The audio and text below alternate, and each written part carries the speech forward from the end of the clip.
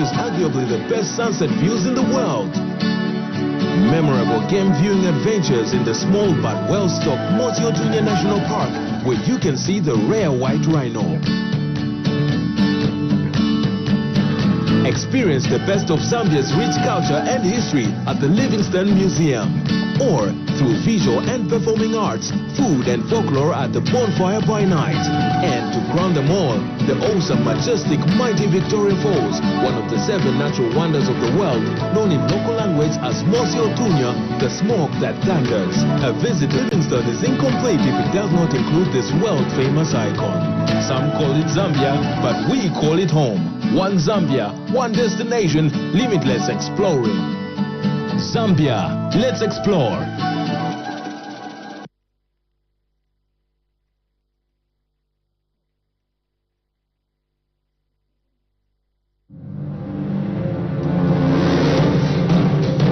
Zambia, a jewel in the center of Africa.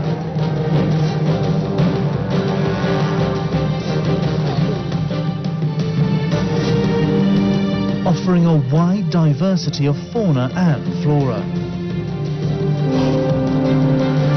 Zambia's national parks are waiting to welcome you.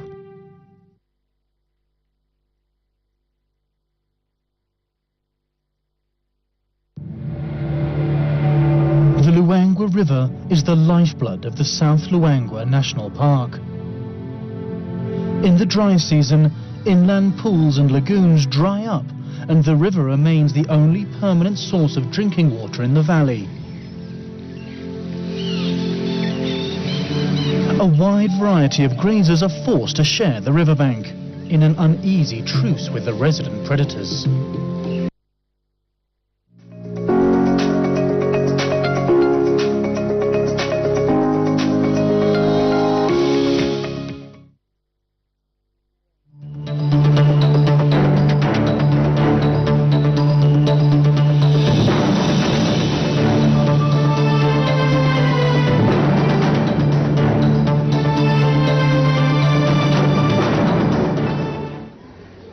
Good afternoon. Thank you for joining us. We're back again with live parliamentary proceedings that will take the air at 14:30.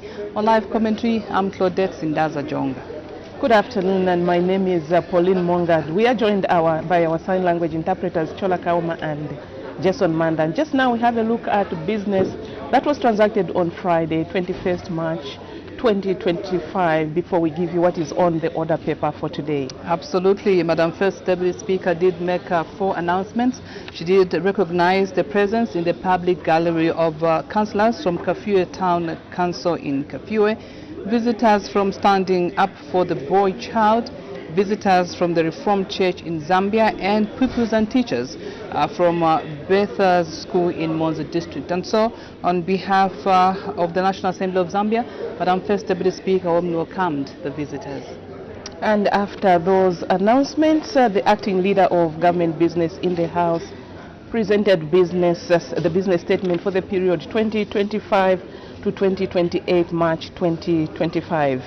And after that, there were urgent matters without notice that were presented to the House, and these were 3. And the first one came from Lunte Member of Parliament, Mr. Kafaya Mtote, and the matter was on the verification process which students on the bursaries at UNZA were undergoing that were preventing them from attending lectures. And Madam Speaker did admit this as admissible, and directed the Minister of Education to issue a ministerial statement on Wednesday, which is today.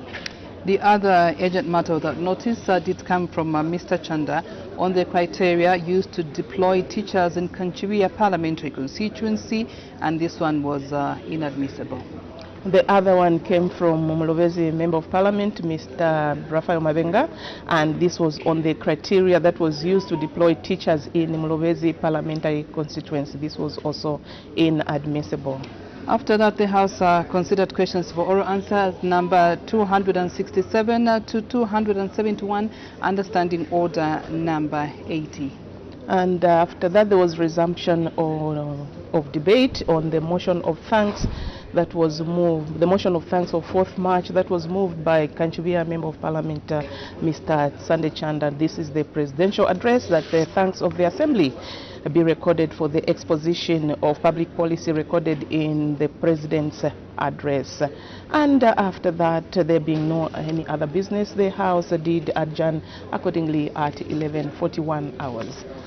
And just now we have a look at what is expected to come for discussion on the floor of the House today, 25th March 2025. Absolutely, we'll have some announcements if there will be any, and we do expect a ministerial statement that is going to be delivered by the Minister of Energy on the alleged decision by Agrofuel Investment Limited to fill up the reserve tanks at Tazama pipelines, thereby blocking the storage of cheaper fuel by other stakeholders. And the Minister of Justice is expected to move a motion, and the title of the motion is authorize the President to bring into effect the revised edition of the laws of Zambia 2019, and that in accordance with the laws of Zambia, revised edition Act number 9 of 1968, this House authorizes the President of the Republic of Zambia to bring into effect the revised edition of the laws of Zambia 2019 for the 4th session of the 13th National Assembly, laid on the table of the House on Friday, 21st March 2025.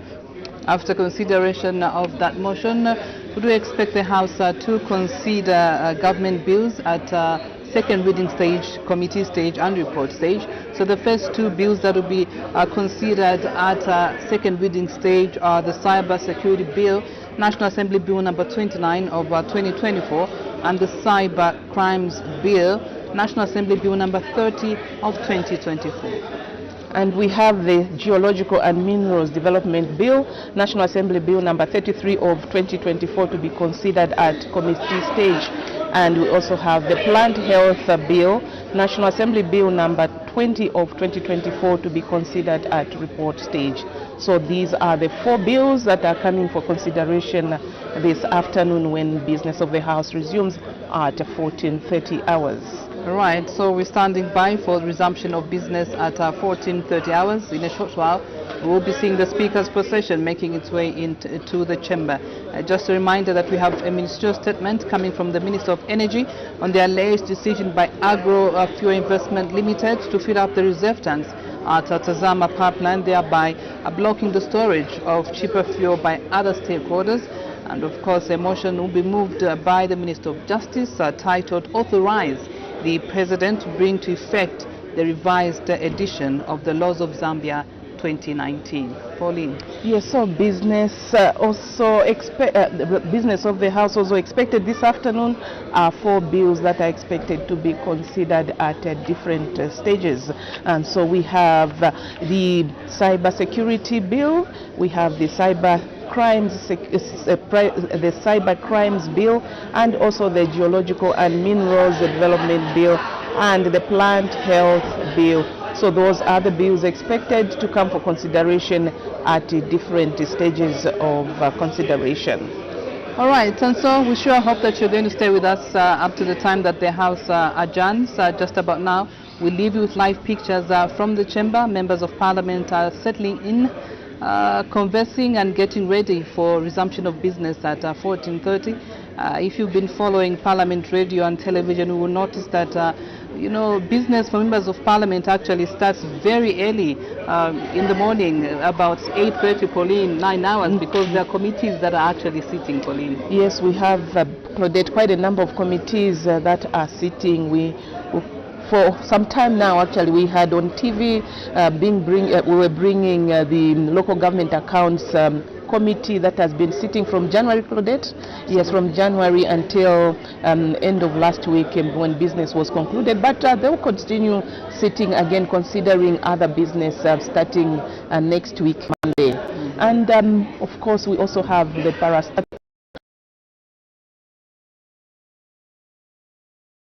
And we also have the public accounts bill amongst the many that are sitting. So continue following parliamentary business both on radio and television, and be reminded that all this business is brought to you live right here from Parliament buildings.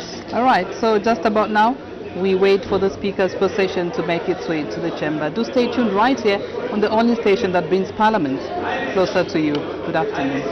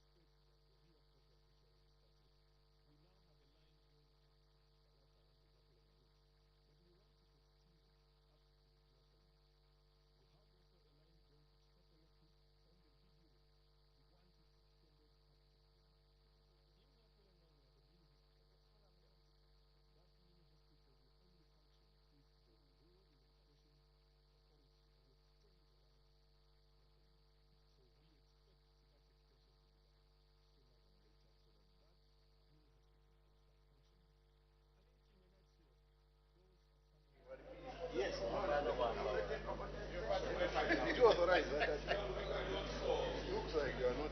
You want to read it. Honorable members of Parliament, Madam Speaker.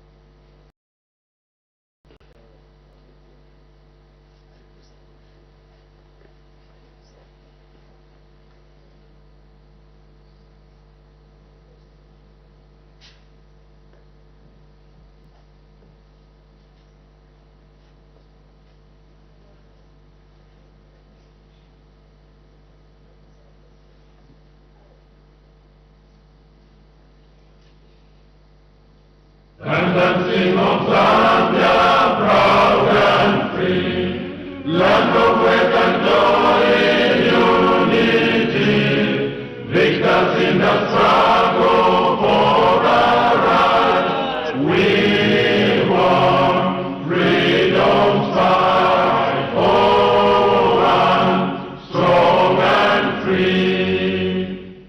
Africa is our own motherland, passion with and blessed by God's to blend.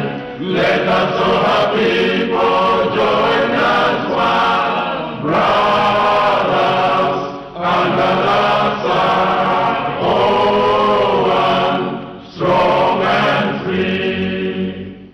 One land and one nation is our cry. Dignity and peace in Zambia's sky, like a noble eagle in its flight. Zambia, praise to thee, oh, one, strong and free.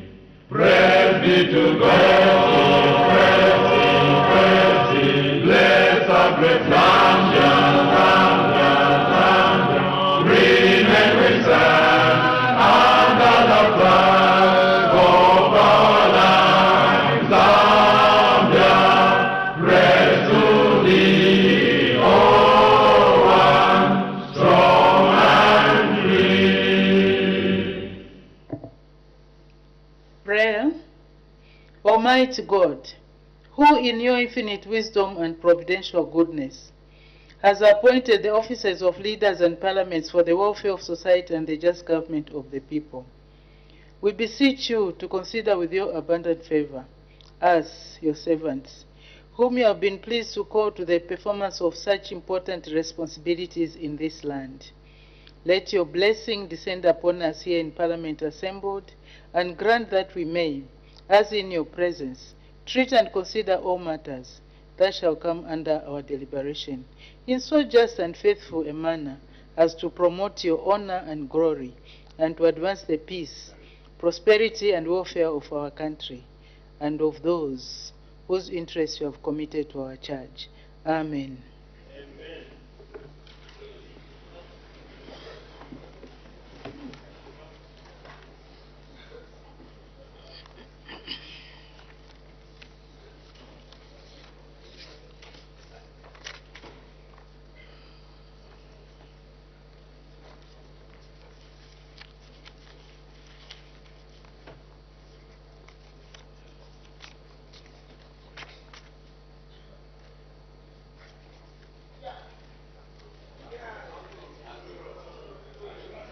Order, honorable members, let's get to business.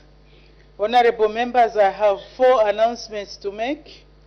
The first is, honorable members, I have received communication to the effect that, in the absence of Her Honor the Vice President, who is attending to other government business, the Minister of Home Affairs and Internal Security, Honorable Jack Mwimbu, MP, has been appointed acting leader of government business in the House from today, 25th March 2025. I thank you.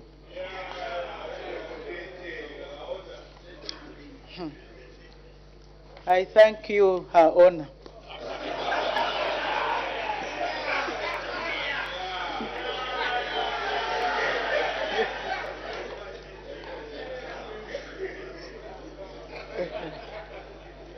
I was just emulating what the honorable members were saying. The second announcement, honorable members, I wish to recognize the presence in the public gallery of pupils and teachers from Tiziwenji School in Chibombo district.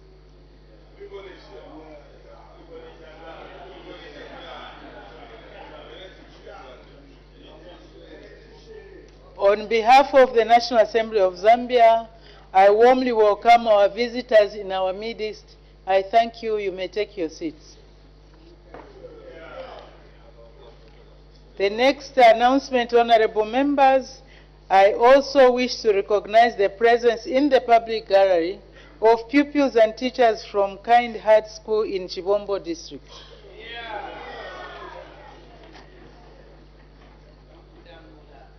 On behalf of the National Assembly of Zambia, I warmly welcome our visitors in our midst. I thank you. You may take your seats. The last announcement, honorable members, I wish to remind the House that when the Cyber Security Bill, National Assembly Bill number 29 of 2024, and the Cyber Crimes Bill, National Assembly Bill number 30 of 2024, came for second reading on Friday, 6th December 2024, the Honorable Minister of Technology and Science and the Honorable Minister of Home Affairs and Internal Security respectively sought leave of the House to defer the bills to allow for further consultations. The 2 honorable ministers are now ready to proceed with the bills, hence the inclusion of the 2 bills on the order paper for today.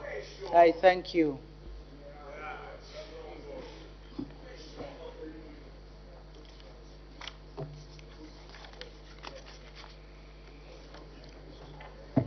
I notice there are several indications, but I'll follow the sequence of indication. On urgent matters without notice, we start with the Honorable Member Fonkano. Madam Speaker, thank you very much. My urgent matter without notice, Madam Speaker, is directed to the acting leader of government business. Madam Speaker, there is apprehension in Luapula as we speak today, which apprehension may need to be handled, otherwise it may lead to unrest. There is a report asking for people to make submissions. In fact, that report was circulated on Saturday, the 22nd, and yesterday, 24th, was the last day for submission. This is in relation to an undertaking by government to move water from Luapula River into Kafue River. Madam Speaker, you may wish to know this. The people of Luapula are predominantly fishermen, and they survive around 3 water bodies, Lake Bangweulu, Luapula River, which also flows into Lake Mweru. Madam Speaker, it is clear that attempting to transfer water from Luapula River will change the ecology of that river. You can understand, therefore, Madam Speaker, why there is apprehension, because these people in Luapula depends on fishing, and they are now worried for their regards to their survival. Madam Speaker, the report suggests that this exercise could cost roughly around $17 billion. These kinds of monies, Madam Speaker, can actually build hydropower station around Luapula River, which has a capacity to develop over 1,000 megawatts. Is the minister, or rather is the acting leader, in order, Madam Speaker, not to come and inform the public? Thank you, what Honorable this Member. is about? Your time is out. Your time is out. First of all, you know our rules. Standing Order 71 clearly states that information that we tender before this House should be factual and verifiable. I don't know whether the Honorable Member from Nkana has contacted the Honorable Minister. I'm not asking for you to respond. Madam Speaker, there's a report. I'm guiding you, Honorable Member. So you wait for guidance.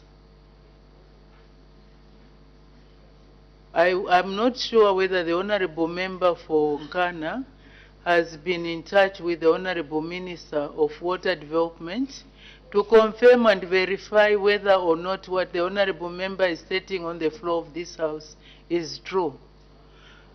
So, Honorable Member, without the report being tendered before this House, and because you are saying there is speculation, there is an assumption. Honorable Member, we don't deal with speculation, we don't need with assumptions, we deal with facts. All those issues that you have stated today, you have not tendered evidence to confirm that what you are saying is truthful and it is verifiable. So your urgent matter without notice is not admitted. May the Honorable Member take steps to consult, first of all, with the relevant ministries to confirm that what is bringing before this floor, the floor of this House, is factual and verifiable. The Honorable Member for Kamfinsa. Madam Speaker, I'm grateful for the opportunity to raise an urgent matter, and I wish to direct it to the Honorable Minister of Mines and Minerals Development. Madam Speaker, last year there was huge excitement when an announcement was made that Mopani Copper Mines had been sold to a new equity partner called IRH. There was also high expectation, Madam Speaker, that with the coming back of Vedanta into KCM, suppliers and contractors will be paid on time, business opportunities will be given to Zambian businessmen and women that are contracted by the 2 mining companies. Unfortunately, Madam Speaker, what has transpired and what is official now is that KCM, for instance, is actually in court now because it is not able to meet its obligations to different suppliers and contractors. And the people now are wondering, what was the spirit of inviting back Vedanta to operate a mine when they have no financial capacity? The Copper Belt Energy, for instance, Madam Speaker, has sued KCM in court for failure to pay its obligations. And we are reading about bailiffs going to a mining company, which ideally, Madam Speaker, is supposed to be providing services to our people. And I'm asking, Madam Speaker, is the Honorable Minister of Mines considering that we are going back to our respective constituencies, KCM and Mopani, Kata, Kitwe, Mufulira, Chilabombwe, Chingola, as well as Kitwe. We are going back to our constituencies, Madam Speaker. We don't know what to tell our people. Is the minister in order, Madam Speaker, not to provide details on the financial position of KCM, on the financial position of Mopani, considering that these are two mines that we were told will be in a financial position to provide services to our people, provide contracting jobs to our people. Is it in order, Madam Speaker, to sit there without giving us an updated report on these two mining companies? I thank you, Madam Speaker. Thank you. Thank you very much, Honorable Member for Kamfinsa. I know that when Mopani was sold, the Honorable Minister came on the floor of this House to deliver a statement. And now we have read, I've also read in the newspapers about what is happening, whether true or not, I'm not sure. But the Minister of Mines and Minerals Development, I think in view of what has been reported, the court actions that are happening, should come to this House on Thursday or Friday, which is better? On Friday, Thursday, Honorable Minister, Friday or Thursday? Honorable Minister, if you are ready, not now. Honorable Ministers, our rules, order, let me give guidance. Let me give guidance. According to our standing orders, when a matter, urgent matter without notice is raised, the Honorable Ministers cannot answer there and then. Or as you know, Honorable Ministers, you are supposed to be speaking from a police position, a written statement. So I assume the Honorable Minister does not have any written statement right now. So I will give the Honorable Minister time until Thursday this week to come back to this House to give an indication of what is happening at Mopani Copper Mines. Was it KCM? KCM. Both Mopani and KCM. So that when the honorable members go to their constituencies, especially those from the Copper Belt, they can have responses to their constituents. The next and the last one is the honorable member for Chama North. Thank you, Madam Speaker, for the opportunity. The matter without notice is directed to the Minister of Education, but I can't see the Minister. I'll direct it to, yes, directed to the Minister of Education. Madam Speaker. The honorable member for Chama North doesn't have his sunglasses on, that's why he can't see. May the honorable member continue. Thank you, Madam Speaker. Madam Speaker, the recent recruitment of teachers, as announced by the Teaching Service Commission, has raised the serious concerns by several stakeholders, questioning the fairness of this particular recruitment process. Madam Speaker, the last recruitment exercise was done it was decentralized, where the district education board sectors were fully involved in the recruitment process. And that way we had very few complaints. But this particular recruitment, it was centrally done, and there's a lot of complaints throughout the country, Madam Speaker. I know that I think it has been the policy of the government that priority should be given to teachers, local trained teachers who are qualified, especially in rural areas, to avoid the rural-urban drift of teachers. But we don't know what has caused the ministry to change. Instead of doing a recruitment at decentralizing the process, now they have centralized the process, which has raised a lot of concerns. For example, for Chama, only 31 have been employed, and the honorable member for Mitete and the honorable member who has just walked out. Please, you know the rules. You can't come there and start greeting each other, hugging each other. When the House is sitting and there's a member who is debating, and when we punish you, you say you have been punished. It's only that the honorable member for Mitete was sick. That's why I'm exercising lenience. May the honorable member quietly proceed to his seat and take his seat. May the honorable member for Chairman North continue. Thank you, Madam Speaker. Madam Speaker, I was giving an example that, for example, for Chama, we have been given 31 teachers, but only 4 are local teachers. But meanwhile, we've got the volunteers and the local trained teachers on the database who are qualified. So, Madam Speaker, this is a countrywide problem, including Northwestern, where Deb's office was locked. So I seek your serious indulgence, because if this is not corrected, the rural areas shall continue to suffer in terms of widening gap in terms of pupil-teacher ratio, because already 44 teachers have been transferred from Chama, exacerbating pupil-teacher ratio. I seek your serious indulgence on this particular matter. I thank you, Madam Speaker. Thank you very much, Honorable Member for Chairman North. I know the issue for teacher recruitment is very, very important, and as you have said, it has covered the nationwide. There's been a lot of complaints, but whether or not it's urgent, it has to be sorted out, responded to urgently. I think that one, it does not qualify. Maybe what you can do, Honorable Member, please put in an urgent question which can be considered maybe on a Thursday or Friday. And since we are adjourning on Friday, I think okay, so you can put in an urgent question.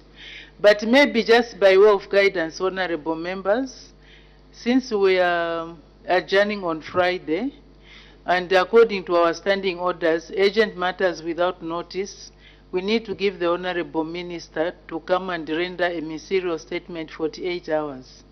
So today is the last day, according to my calculations and according to our rules.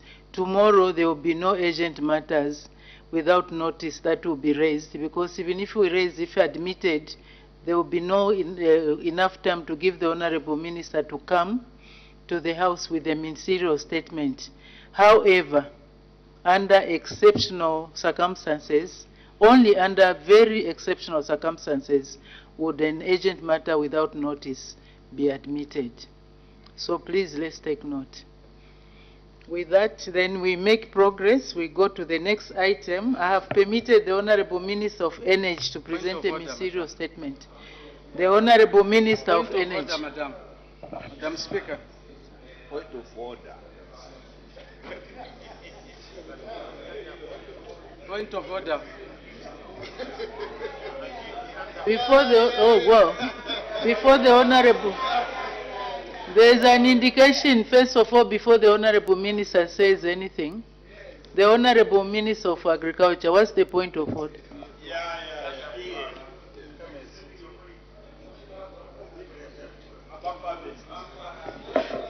Thank you, Madam Speaker. Madam Speaker, I'm a very worried member, and I rise on a point of order pursuant to item 213 in our Standing Orders 2024. Madam Speaker, this particular clause reads, "A member shall not act in a manner that brings the House or other members generally into disrepute." Madam Speaker, what this means is that when we stand up to talk in here, whatever we say should reflect the level of what this House is.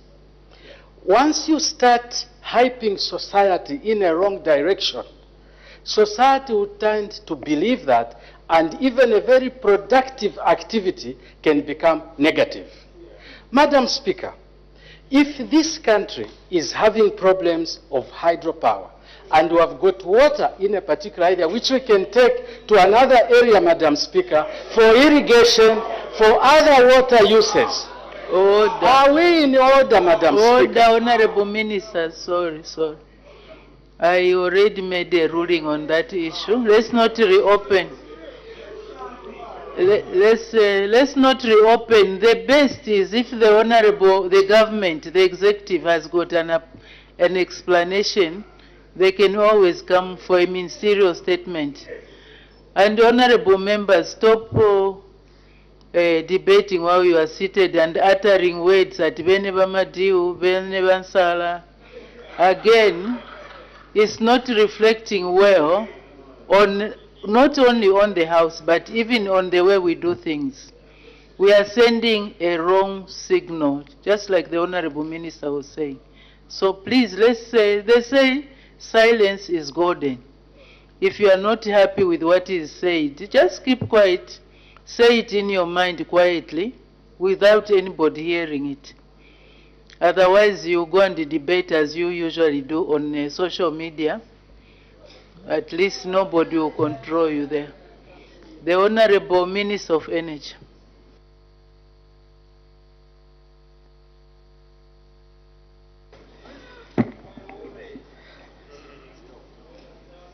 Thank you very much, Madam Speaker, for giving me this opportunity to issue a ministerial statement in response to the urgent matter raised without notice by the Honorable Member of Parliament for Wengwa, Mr. Kasauta Mijelo.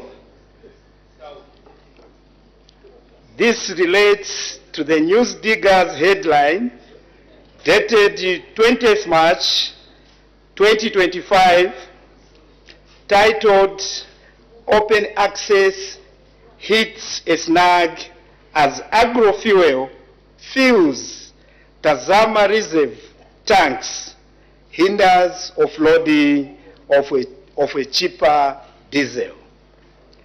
Madam Speaker,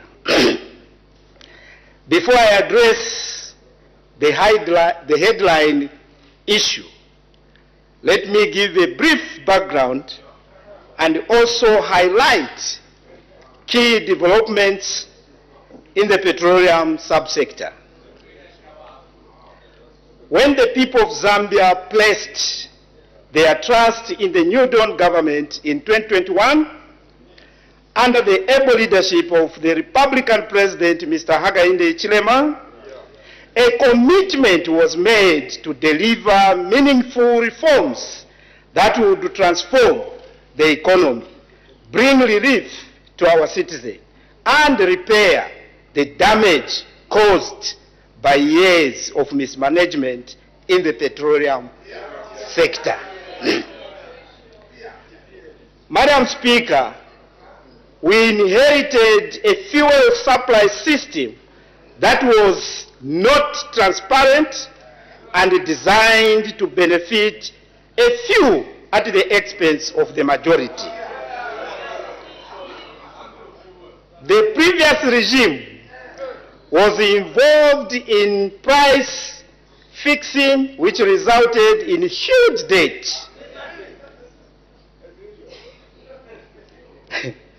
Which resulted in huge debt to our government.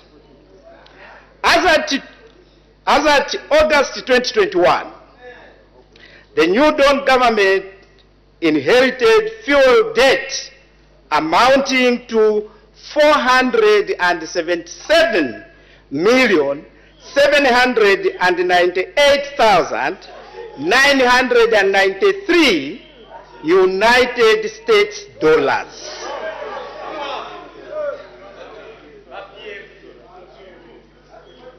This amount grew to 877,175,158 United States dollars as at 31st March 2024.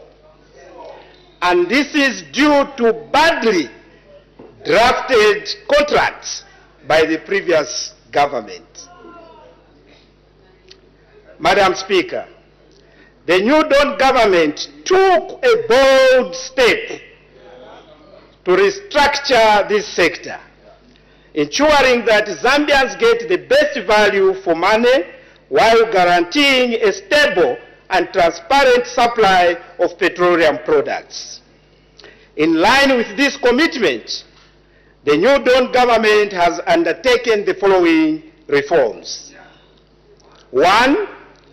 Ending government's direct involvement in petroleum procurement and financing, which brings efficiency to the fuel supply chain. Number 2, converting the Tazama pipeline from transporting crude oil to transporting diesel. Number 3, implementing open access to the Tazama pipeline in ensuring competition, transparency, and fairness in the fuel supply system. Madam Speaker, because of these reforms, we have achieved the following. 1, lowering transportation costs for diesel, passing the savings to the consumers.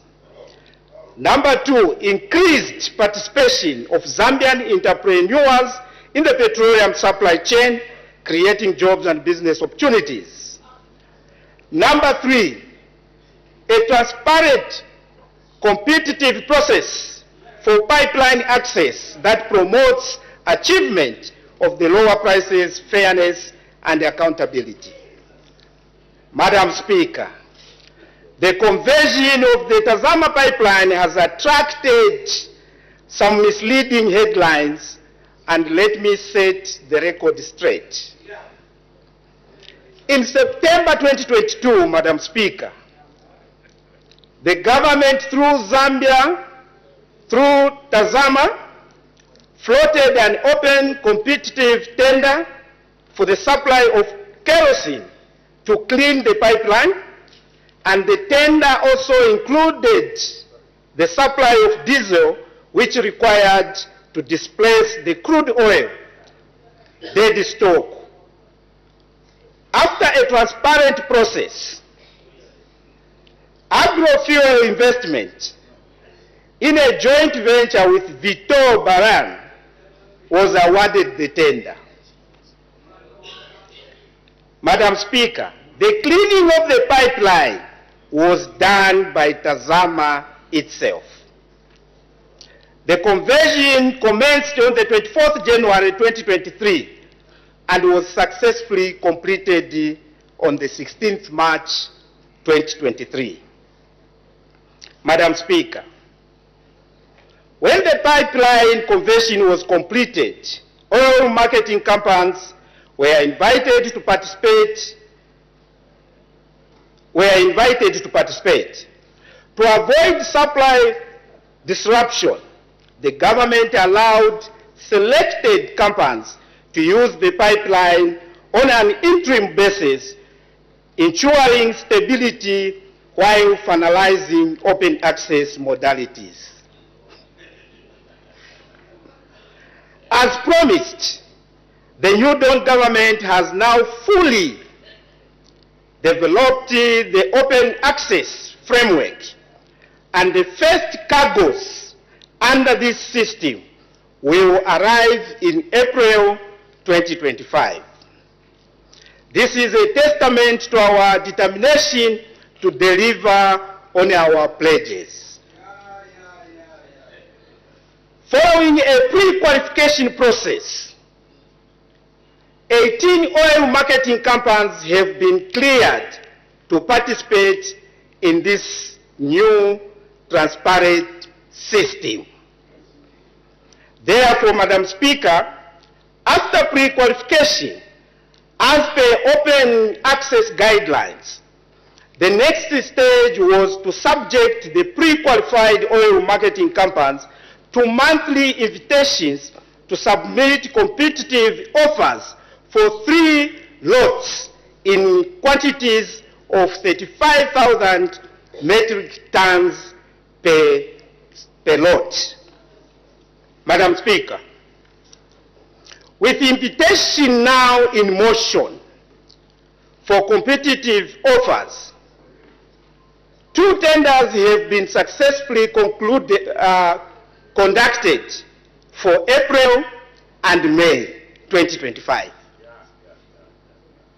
with the following results.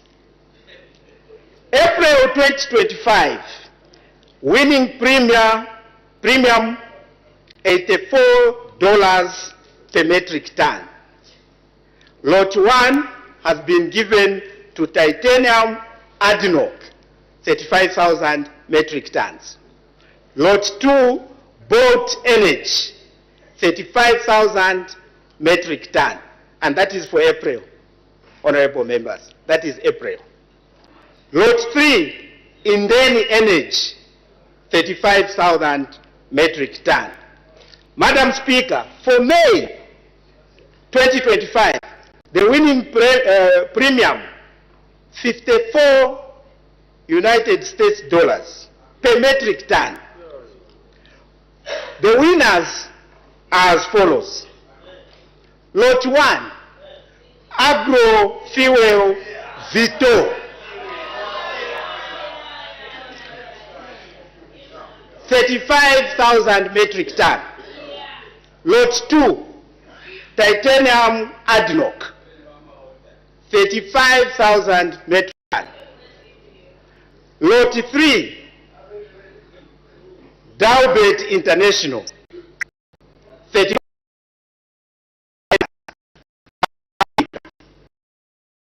The open access framework has brought in competition that has compelled OMCs to cut their profits as demonstrated in the recent tenders.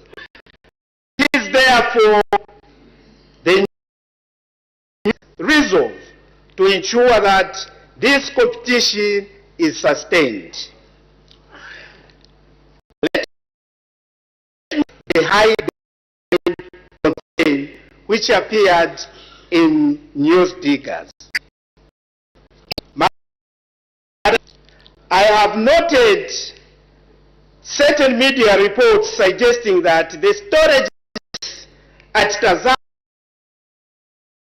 has other players. Let me assure this august House and the nation at large that Tazama is fully prepared to receive the first vessel under the open access framework in April 2025. Honorable members, note that we are ready to receive. Let me also clear that subsequent expected under the open access framework will offload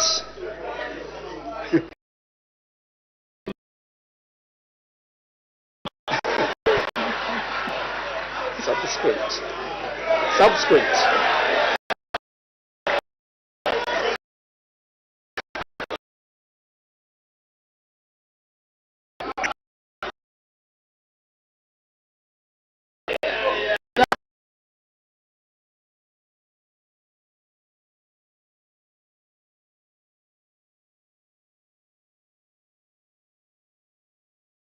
measures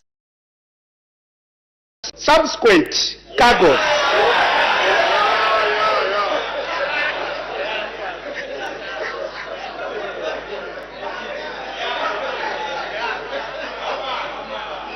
expected to be delivered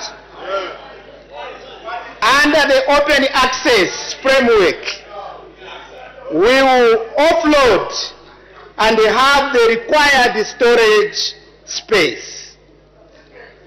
Madam Speaker, in conclusion, this government is not here to perpetuate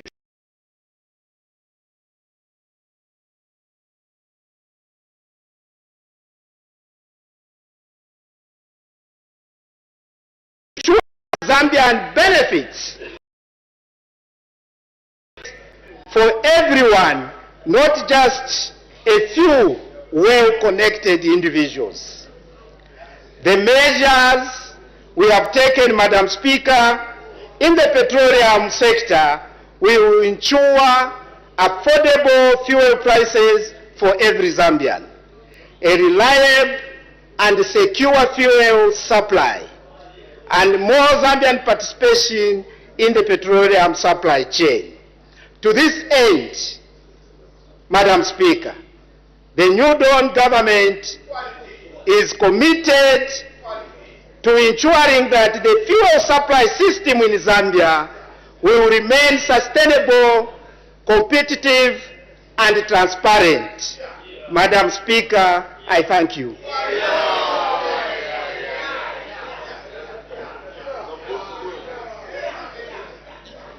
Order. Thank you very much.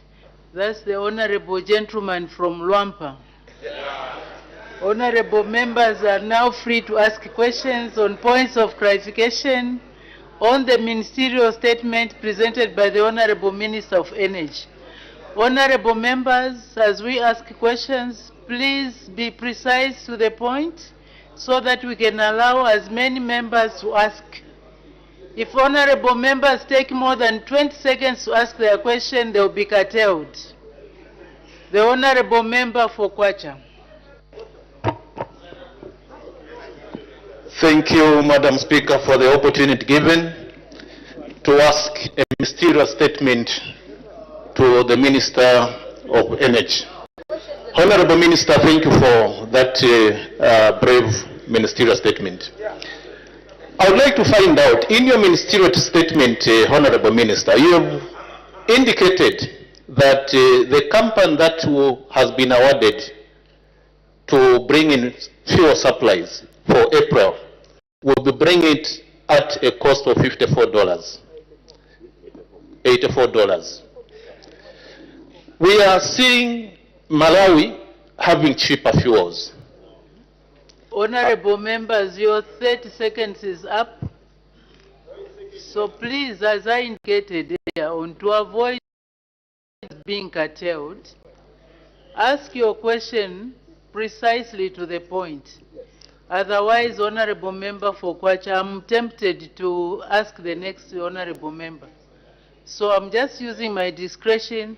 Ask your question in the next 15 seconds. Thank you, Madam Speaker. Honorable Minister, are we likely to see fuel reduction similar to what is obtaining in Malawi in the few months to come? Thank you, Madam Speaker.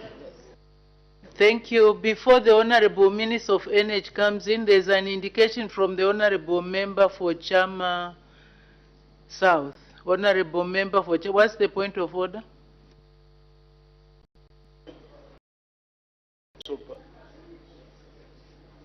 Thank you, Madam Speaker. Madam Speaker, our rules are very clear. What we present on the floor of this House should not only be factual, but it should also be verifiable.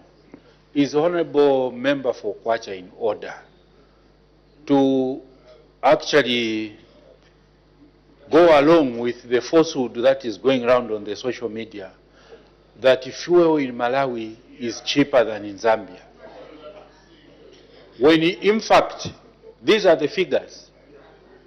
In Malawi, in terms of dollars, Malawi is struggling with Forex.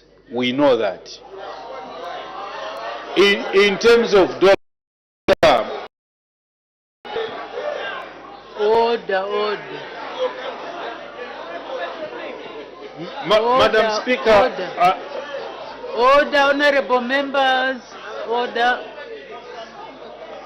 Madam Speaker, the fact is that fuel in Malawi is not cheaper than in Zambia. But this narrative has been carried all over that fuel in Malawi is cheaper than in Zambia. Is it in order to mislead the listeners there and join those that are spreading falsehood that fuel in Malawi is cheaper than in Zambia? This is very, very important, Madam Speaker. I seek your ruling. Thank you very much. Honorable members, we want to make progress. I'm sure your interest is to follow up on the ministerial statement. If we start raising points of orders, time is running out, we will not be able to ask questions. Honorable member for Wacha, is it Kwacha? Honorable member for Kwacha, sorry. Honorable member for Kwacha, please, as you raise your questions, don't refer to other countries. I don't believe that you have evidence to show that whether fuel there is cheaper or expensive.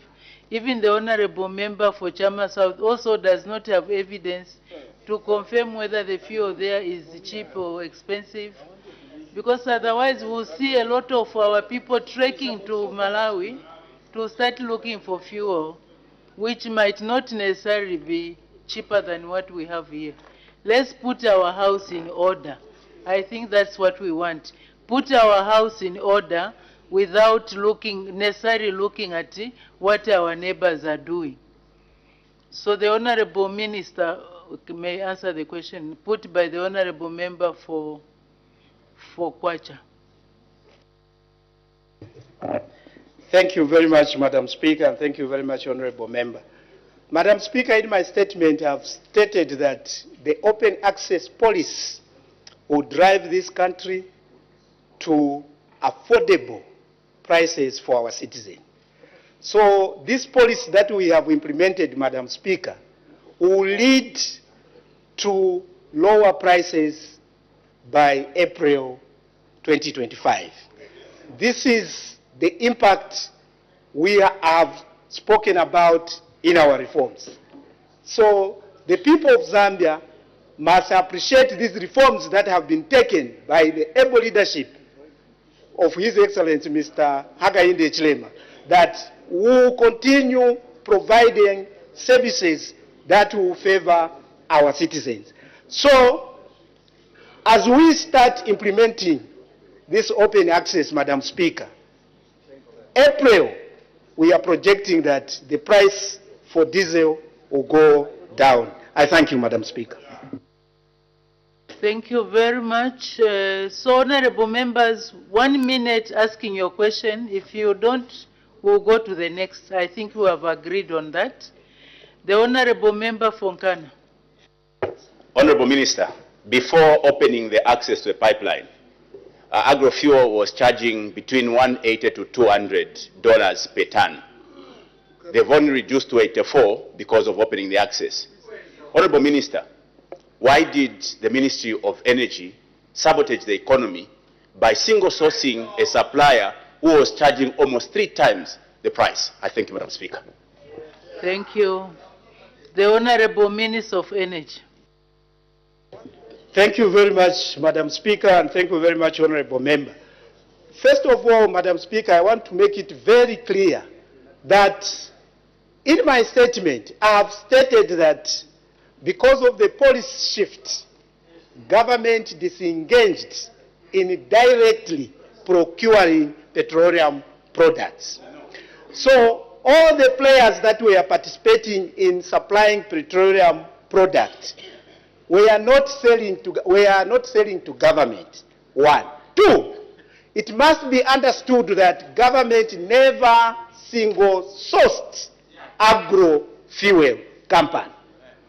What was happening was the suppliers, the private suppliers, were getting their product and bring on the Zambian market to sell at a regulated price by the ERB. It's not about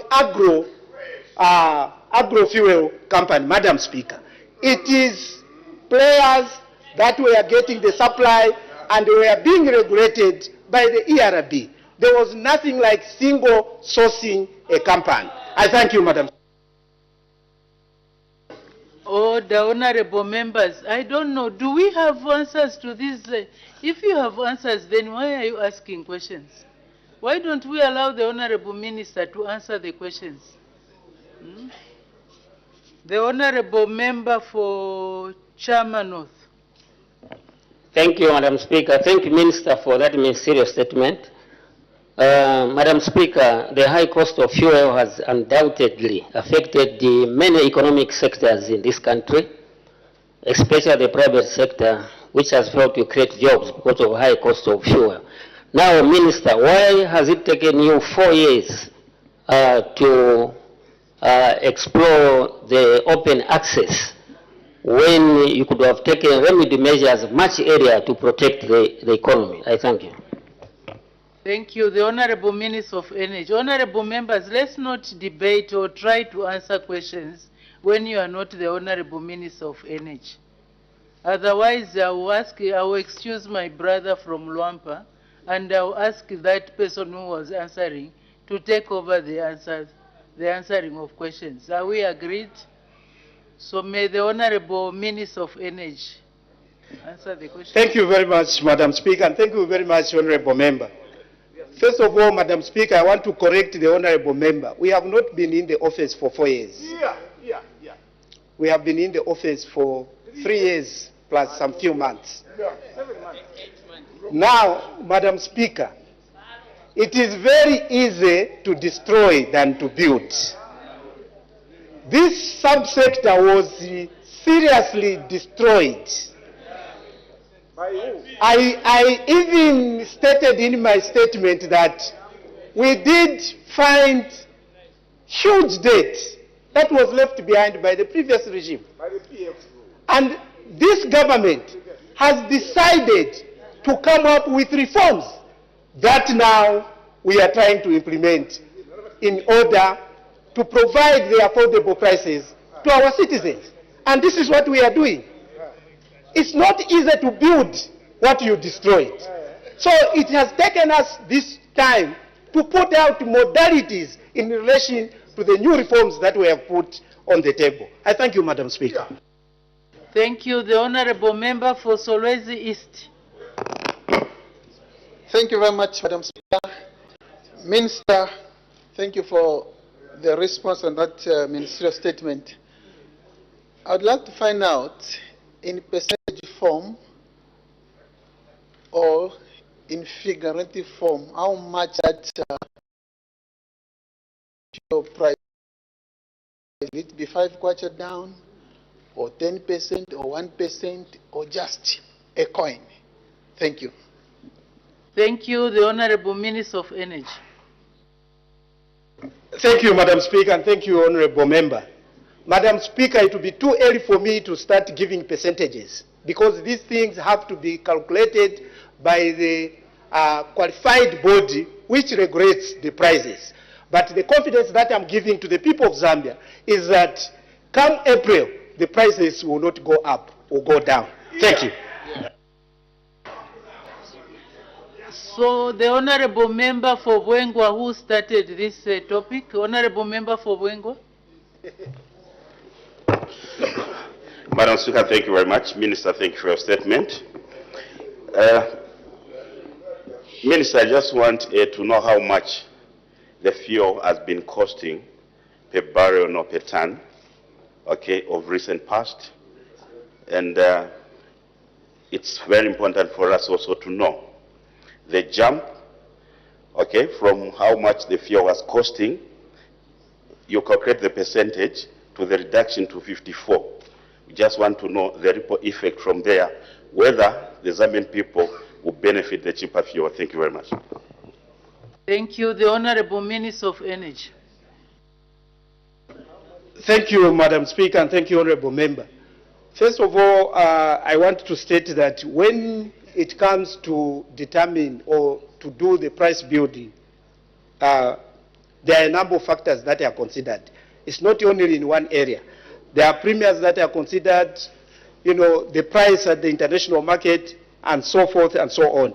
And this is why I've said, Madam Speaker, that as they do, the competent body, as they do their calculation, will be able to guide the nation on how the prices will be conducted. I thank you, Madam Speaker. Thank you very much. The Honorable Member for Matero. Thank you, Madam Speaker. Minister Ndongana.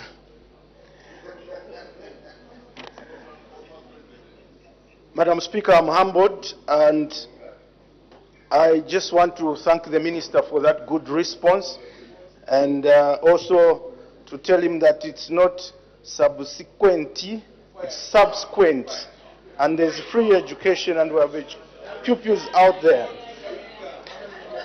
Madam Speaker, the Minister stated that since they took over government in 2021, they found the fuel debt at $400 million. 5 years have passed. Instead of reducing that debt, it has doubled to 800 million, which is 100%. When they came into power, the fuel price was 17 kwacha per liter. Now it's 35 kwacha per liter, 100% increase. Agrofuel, which has the monopoly and makes $90 million per year. The question is, Minister, hardworking Minister of Energy, can you confirm that the owner of Agrifuel, Sashi Patel, has captured you, has captured the President, has captured this government? Order, Honorable Member for Matero. Order. Order, Honorable Member for Matero. Order. Order. Honorable Member for Matero, former Deputy Minister of Finance. I'm sure you know the rules. Do you have evidence to confirm that what you are saying is true and verifiable? And let's not alarm the nation. We are leaders here. You are a president of a party.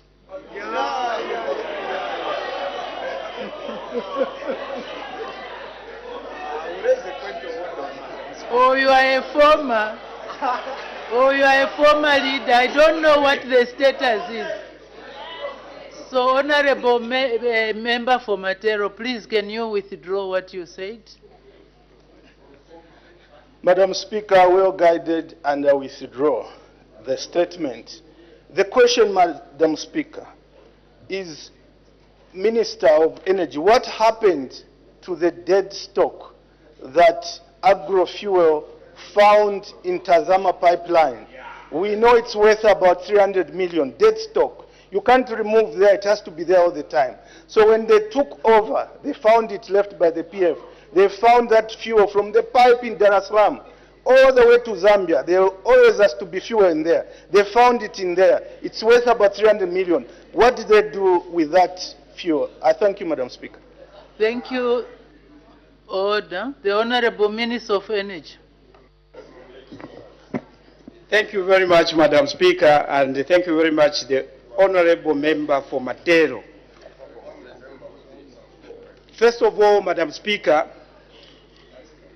the Honorable Member must understand that in my statement, I did allude to say the debt that they left behind was 477 million United States dollars. And also, I stated that because of the bad drafted contract that they entered to, it has accrued, or it has grown to 877, because the way they drafted the contract has led that debt to go to 877 because of the penalty, the way you drafted the contract.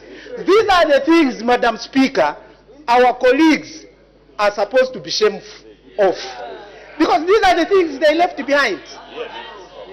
And the Honorable Member is saying that they left the dead stock, which is worth 300 million United States dollars. Does he have the facts, or is just trying to guess? Because the truth of the matter, the dead stock which was in the pipeline was taken to Ndora Refinery, and it was made into the finished product, and it was sold. And when it was sold, the amount which was raised was 15 million kwacha. 15 sorry, Madam Speaker, it's 15 million United States dollars. So those figures the honorable member is stating are just being guessed. He's not being realistic. So in short, Madam Speaker, this government has really committed itself to make sure that whatever was broken, we are trying to fix it. Hence, I have said by April, the prices will start going down. So that is the progress that we have made in the petroleum subsector. I thank you, Madam Speaker. Thank you. The Honorable Member for Kantanshi. Thank you very much, Madam Speaker. Honorable Minister, thank you for your statement. Madam Speaker, we all know that energy has actually fueled our inflation because on a monthly basis, prices have been going up. It means all the other sectors of our economy are affected. I'm glad that the open access, and you have clearly cited the advantages that have come out of it, or the benefits that have come out of it. But, Madam Speaker, there are two fundamentals that drive our prices of fuel. The exchange rate. May the Honorable Member remember that he has 1 minute to ask the question. Yes, Madam Speaker. Your time is running out. The exchange rate and the price of fuel on the market, international market. Now, you are assuring us that we're going to have cheaper fuel starting from April. Could you just explain further how that is going to happen, considering that we're still dealing with our exchange rate, which is a critical component to the price of fuel? Thank you, Madam Speaker. Thank you. The Honorable Minister of Energy. I know you have already answered that, but for maybe the Honorable Member didn't hear. Madam Speaker, thank you very much, and thank you, Honorable Member. What I did state is that there are a number of factors that are considered, correctly, like you have said, considered before we put up the prices. But what gives us confidence to tell you that come April, the prices will go down because of this competition that we have attracted amongst the oil marketing companies, where they have tried to consider, because of the competition, they have tried to consider to reduce on their premiums, which looks into the profit. Before then, people were making profit, huge, super profit from whatever was being traded on the market. So this is why we are saying that we are going to achieve this from the competition, because they are being compelled to compete. And the end result is giving us fair prices, which will lead us to reduce the prices for the pumping price. I thank you, Madam. Thank you. The Honorable Member for Chitambo had indicated you have withdrawn. Your question has been dealt with. Thank you very much, Madam Speaker. I thought maybe my time would never come. Madam Speaker, I just wanted to do a comparison with the Minister, because the issue I think in the House is about the fuel price being high. Minister, I wanted to know, from the time that the pipeline was changed to using diesel, how many other suppliers have used it and at what price? I thank you. Thank you very much. The Honorable Minister of Energy. Thank you, Madam Speaker, and thank you, Honorable Member. Like I did state, Madam Speaker, that the players are the ones who are getting this product and the supply on the market. The responsibility of the government is to regulate the pricing by getting the premiums that were coming from the OMCs. So in terms of how many players were using the pipeline, Madam Speaker, it's a list of them. Because as a ministry, we're providing permits that allows players to use the pipeline. That's the role the government was playing. So we have got so many of them that have been using the pipeline. And I went further, Madam Speaker, that in this open access, we did a pre-qualification for the OMCs.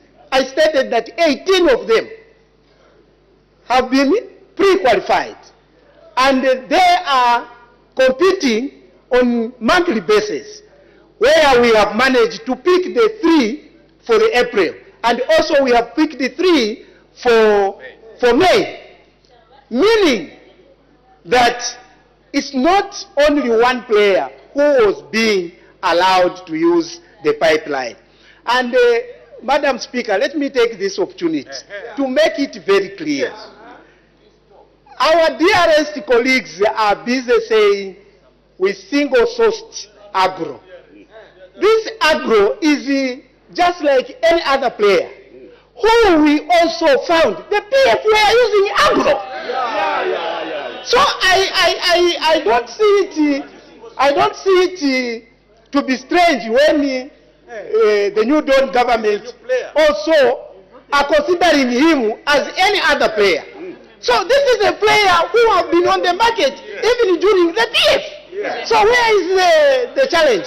Is he a different agro company who the honorable member from Matero was using than us, the New Dawn government? This is the same person. The honorable member from Matero, he was using when they were in power. I thank you, Madam Speaker. Oh, the honorable members, let's make progress. Let's make progress. Let's finish. We only have 11 minutes. I would want the debate to flow. Honorable member for Lunte, if you have a point of order, I'll hear it when we finish this segment. We want the debate to flow because members of the public are listening. They are interested to hear what is happening. The honorable member for Nalolo. Madam Speaker, I thank you for this opportunity. Honorable Minister, thank you for your statement. Just to put it on record that you mentioned that when the pipeline was being cleaned, you also signed a contract that the same diesel supplier should supply before open access. And I remember your predecessor came to this house to confirm that agrofuel before open access was the only supplier. Now, based on ERB guidelines, if a supplier has undue advantage and is using a government facility while other OMCs are using tankers, that supplier must remit some money to government. How much has agrofuel paid government? Madam Speaker, I thank you for using the pipeline. Thank you. The Honorable Minister of Energy. Thank you very much, Madam Speaker, and thank you very much, Honorable Member.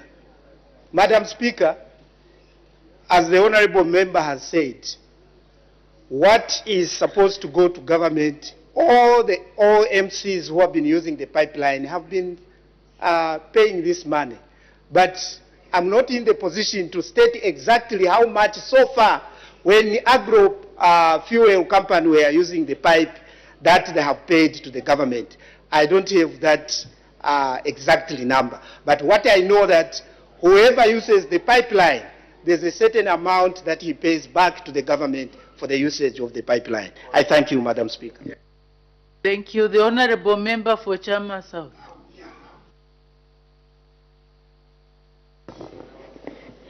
Thank you, Madam Speaker. Madam Speaker, I'll ask the Honorable Minister a less technical question.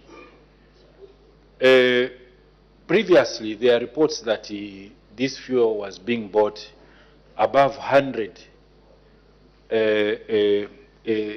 million per ton, but now you are saying it has come to about 84. Is it? I know he said 84. It's the media that is saying 54. The minister said 84. That's what I heard. What do you think? Is it only competition? Because I'm trying to understand, Madam Speaker. The dollar rate has gone up, and those are the factors that determine the cost of fuel. It is the exchange rate, our kwacha has depreciated, as well as international oil prices. These two, they are the factors that determine the price of fuel. Now, for the price of fuel now to come down, what has changed? Is it only competition or there are other factors? I submit, Madam Speaker. Thank you very much. The Honorable Minister of Energy. Thank you, Madam Speaker, and thank you, Honorable Member. I did say, Madam Speaker, that these are the good results of the open access policy. Competition has forced these OMCs to drop their premiums, or in terms of the profit that these people, they understand what they have been making out of the usage of the pipeline. So that the competition that has been put in place by using the open access policy has caused these people to reduce their prices. I thank you, Madam Speaker. Yeah. Thank you very much. The Honorable Member for Kalomo Central. Thank you very much, Madam Speaker. Under the current system, the price of the supplier, the pricing of the supplier does not have a role on the price that is determined. Now, if I ask, let's say, does the supplier's price play a role in pricing? The answer is no. And if the answer is no, why are we spending time here arguing when actually the price of the supplier does not determine the price that the fuel will cost?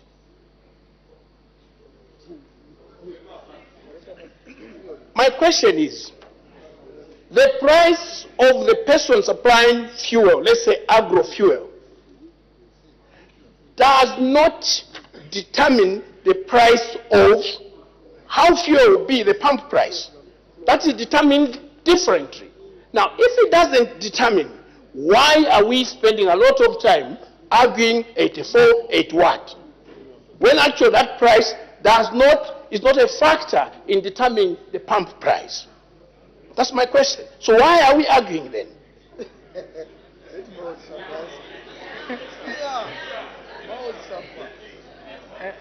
I don't know. Maybe all the honorable members, I don't know whether that, anyway, the honorable minister is there. Please, can you clarify, does all the honorable members, does the price, the supplier, does the supply price determine the pump price? Honorable Minister of... Thank you very much, Madam Speaker. And I want to appreciate the honorable member. Indeed, there are a number of factors, like I stated, the honorable Madam Speaker, which are considered by the regulator, which determines the prices. But of course, it has to be noted that before this open access policy, the regulators were depending on the invoices the suppliers were indicating to the regulators. And in trying to do the build-up price, the regulator will consider the invoices that have been surrendered by the supplier. Now, why are we saying that the open access will help us to drive the price? It's because the same suppliers have decided to eat in their premiums, considering the profits that they make. And that gives us a room for the regulators to come up with the prices. This is how we are trying to project. But the facts that the honorable member has put in place, it's very true. Those are the factors which determine the price. I thank you, Madam Speaker. Order. So the honorable member for Kalomo Central is clear now that the supplier price also is one of the factors that determines the pump price. So that is the position as explained by the honorable minister. I'm just trying to clarify so that we are on the same page. The honorable member for Kabwata. Thank you, Madam Speaker, for the opportunity. Honorable Minister, my interest is the date which was left. Order. Just try to whisper. You can't whisper, write a note. The voice is very sharp. Honorable Minister, my interest is the date which was left by those to PF, about 400 million. Then it accumulated because of the criminal contract which was signed, because it was a criminal contract. Now my question is, Honorable Minister, what measures have you put up in place that such a contract will never ever be signed by Zambians? I thank you. The Honorable Minister of Energy.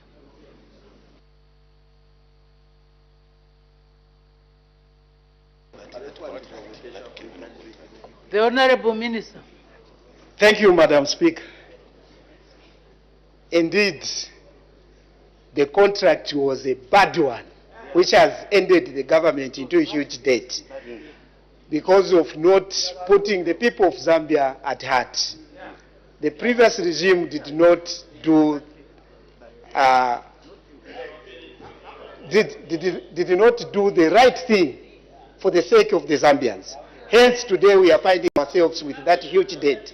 Because the same debt we are talking about, that is the money which was supposed to help us to do other services, such as free education, such as increment in CDF, which is being, enjoyed by the people of Zambia. Now, Madam Speaker, I want to state that this is the measures we took ourselves as New Dawn administration, is to disengage ourselves from such kind of activities. Hence, we came up with this kind of policies that will deliver good services to the people of Zambia. That's what we have taken, a measure to disengage ourselves in such kind of, contracts and the involvement of the government to do wrong things that is going to affect our people in this country. I thank you. Thank you very much. The Honorable Member from Frila. Madam Speaker, thank you very much. Honorable Minister, many Zambians have been concerned about the high price of fuel. And for a long time, more than 3 years, we are pushing for open use of the Tazama pipeline. But this government refused to heed the cause. It had to take the IMF to direct the government that the use of Tazama must be open to all players in the oil sector. Now, it is widely believed also that agrofuel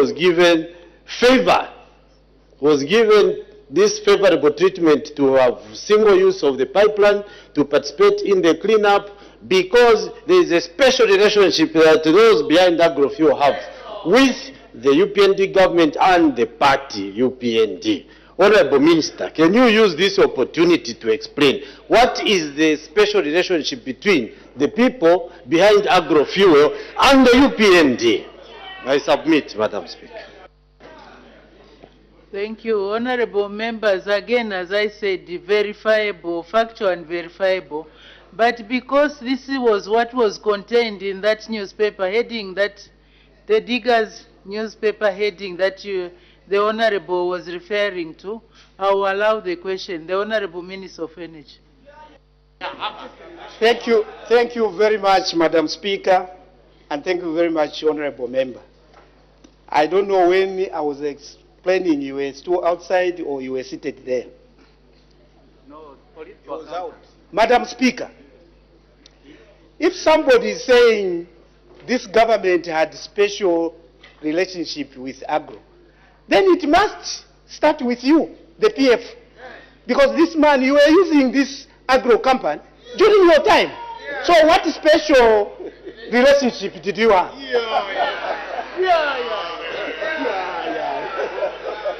Now, Madam Speaker, if it is today, this administration has stated that the Tazama pipeline is being used by so many players. I've even stated the number of players that are using the pipeline. So agro is an OMC like any other. So us, we are just looking whether a company meets the requirement. Then we give them the opportunity to use the pipeline. There is no whatsoever relationship which can be called special. It's just an OMC player. It ends there, Madam Speaker. Let it be very clear that there's no special relationship with this government. He is an OMC. OMC player. Thank you, Madam Speaker. Thank you very much. Unfortunately, we've run out of time, but I see that there are several questions. We can make progress. Let me allow 5 more questions, but please precise and to the point, because it has attracted a lot of debate. We want to make sure that the issues are cleared. The Honorable Member for Kaumbwe.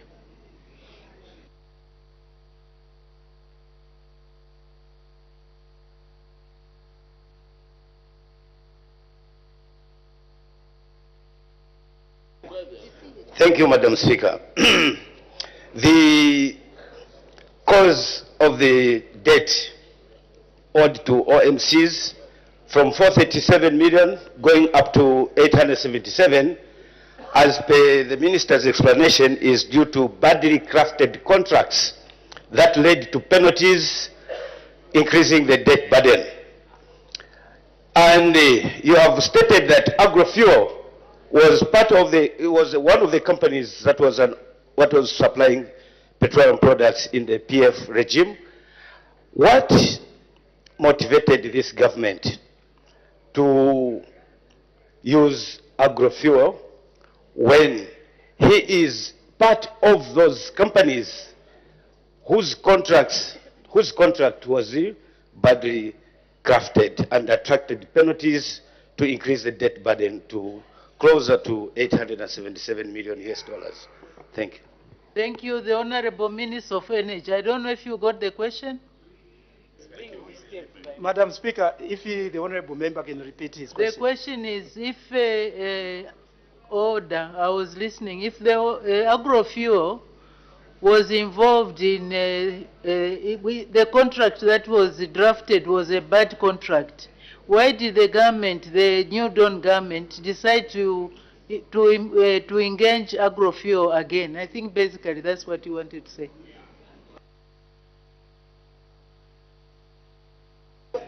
Thank you, Madam Speaker, and thank you, Honorable Member. This is the more reason why I said that it was a bad contract, the way it was drafted, and also this is the more reason why I've mentioned that the New Dawn government disengaged in continuing with these processes. But remember, in the contracts which were signed, the conditions which are in the contract could not allow us there and then to cancel everything, Madam Speaker. These are the contracts which were allowed to continue according to how the contracts were drafted. That's why we are calling it a bad contract. Now, for him to say why has this government continued with agro-fuel, there's no contract that was signed between government and agro. What I was saying is the permit to use the pipeline. There was no involvement of government buying. As we disengaged from buying, what was happening was just the usage of the pipeline. These OMCs were buying this product and supply on the market without government being involved in terms of financing. I thank you. Thank you. The Honorable Member for Lubaseshi. Madam Speaker, the people of Lubaseshi are happy for the opportunity. Honorable Minister, a quick question to you. What is it that from 2022, when you tried to open the access of the market, that your government or our government has failed to do, such that fuel is still expensive with Zambia? What is it that we haven't done which has led us as a country to continue experiencing expensive fuel in Zambia? I submit. The Honorable Minister of Energy. Thank you very much, Madam Speaker, and thank you, Honorable Member. First of all, I want to make it very clear that those assertions they are saying fuel in Malawi is cheaper, those are just assertions, social media. But I want to help the honorable member and the nation to understand that, you know, when you are bringing reforms, it's a process. It's not something that you can just do in a day. It's a process. I even heard from someone saying that it's because of IMF.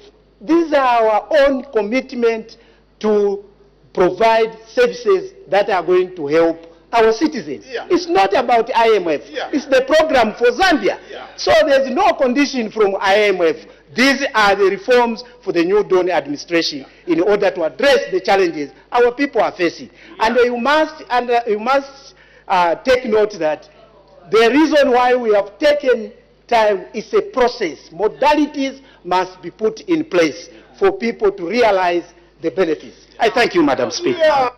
Thank you. The Honorable Member for Shuangandu. Thank you so much, Madam Speaker.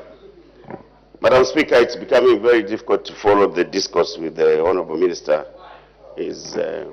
Because when you say open access is being allowed now, and you say that there were other participants before, it beats all of us. Because if there was access to others, we shouldn't be discussing open access now.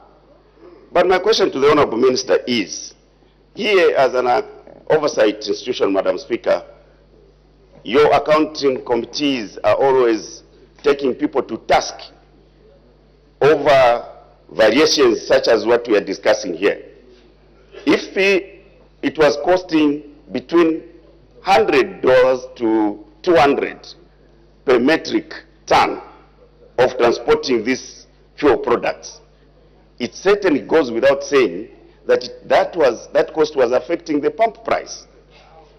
And the minister is now telling us that because of competition, these suppliers who were pegging at 113 plus can now peg at 54. Those are the variations we have been dealing with here. Can the Honorable Minister share with us who is signing those contracts? Is it between his ministry and these suppliers, or ERB, or indeed Tazama Pipeline? Who are the owners of the pipeline? And who is paying the $19 billion per month for exchange loss in terms of pricing? I thank you, Madam Speaker. Thank you. The Honorable Minister of Energy. Thank you, Madam Speaker. First thing must be understood by Honorable Member is that this is the more reason why we have brought these reforms. Yeah. These reforms have been brought in to address the challenges that we are facing in the subsector. And, Madam Speaker, if the question is who is regulating or signing these processes in the open access, the Tazama Institute are the ones who are in charge, are the ones who have provided the guidelines and other stuff that governs the open access. So to me, you have to take note that the people who are driving this agenda is Member for Chin.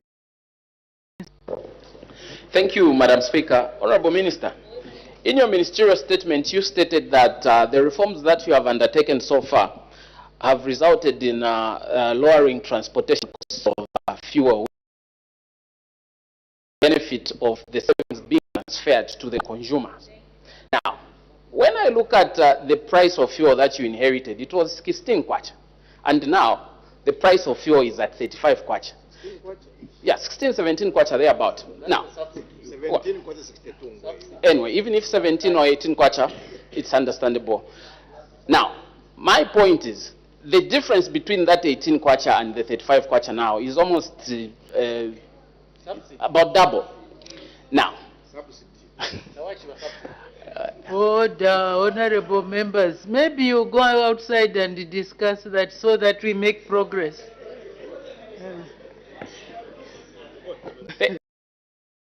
Intervention, Madam Speaker, otherwise I was seriously getting disturbed by my honorable member, just ask your question through the... Thank you, Madam Speaker. So my question is, if there is a saving that has been made as a result of lowering transportation costs and it has been passed on to the consumer. How come we don't see that saving going to the consumer? Or can you just explain to the country and to the people of Chinsali as well as the people of Zambia what you mean or where this saving is? Thank you, Madam Speaker. The Honorable Minister of Energy. Thank you, Madam Speaker, and thank you, Honorable Member. Madam Speaker, first of all, the Honorable Member must understand that, yes, at that time the price for fuel was 17 kwacha, 62 ngwe, somewhere there. But the Honorable Member actually is a senior member. He must understand that this is what has led us into the debts. You were massaging prices. You were not paying for this fuel. And you ended up, you know, creating huge debt for the government. Where that money was supposed to go for the services for the people. So this is what you created. That's why we have found ourselves where we are. It's because of what you were doing. So, Madam Speaker, this is what I was explaining. I thought the honorable members were following. The 17 kwacha 62 ngwe, it was just a cosmetic price. The effect was still coming back to the government because these colleagues were not paying for the fuel. And I have said, because of the processes, this is where now we are saying, these reforms we have brought ourselves as government, the effects, the positive effects, will start being seen by the month of April. That's what government do, who are serious, committed to the well-being of the people. I thank you, Madam Speaker.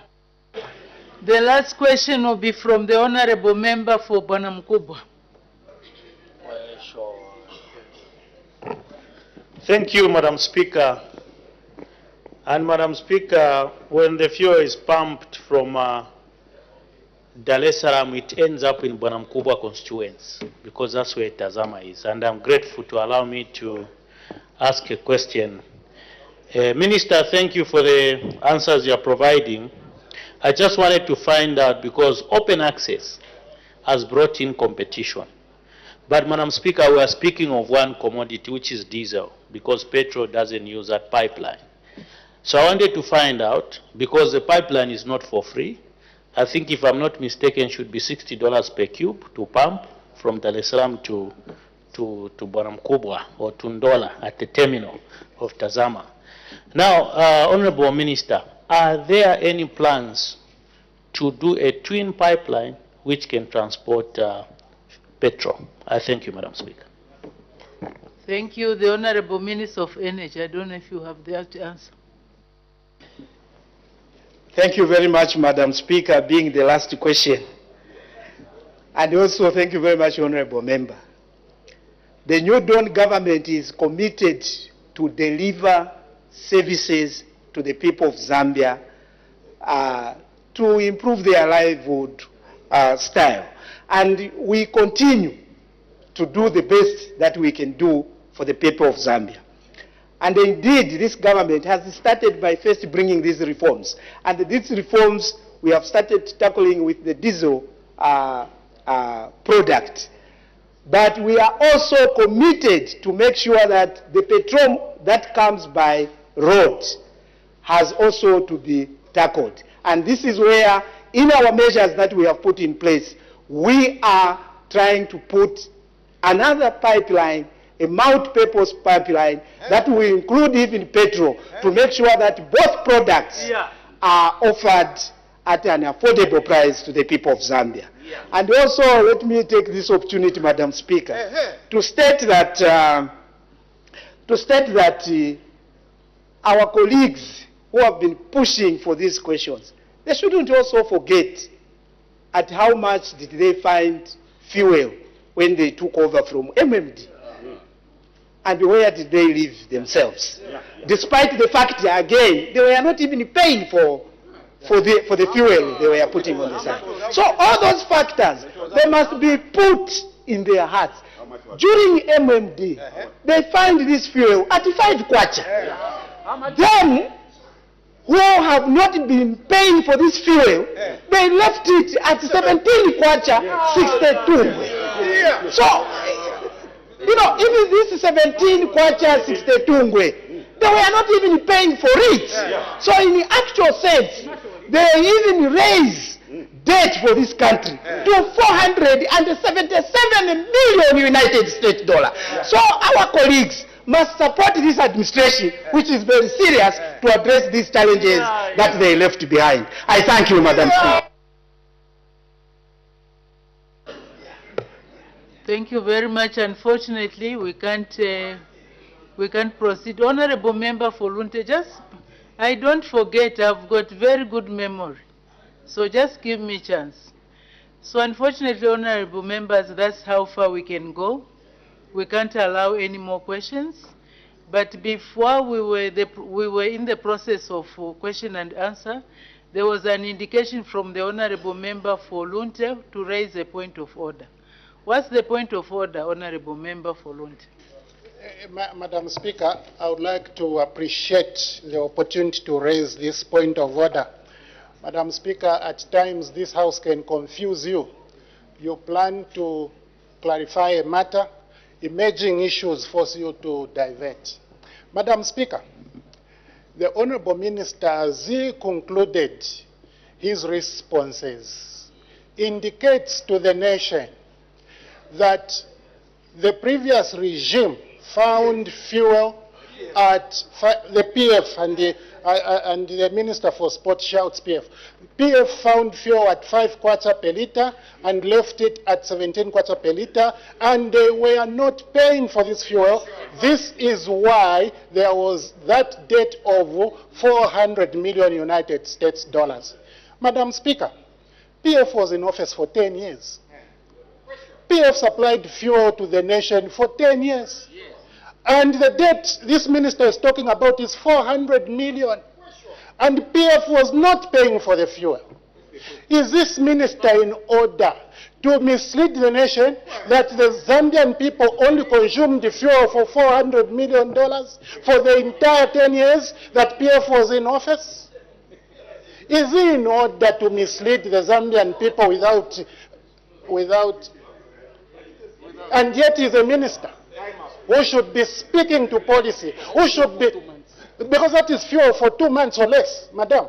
Is he in order, honestly, this minister, to be telling the Zambian people that for 10 years that PF was in office, you only consumed the fuel worth 400 million?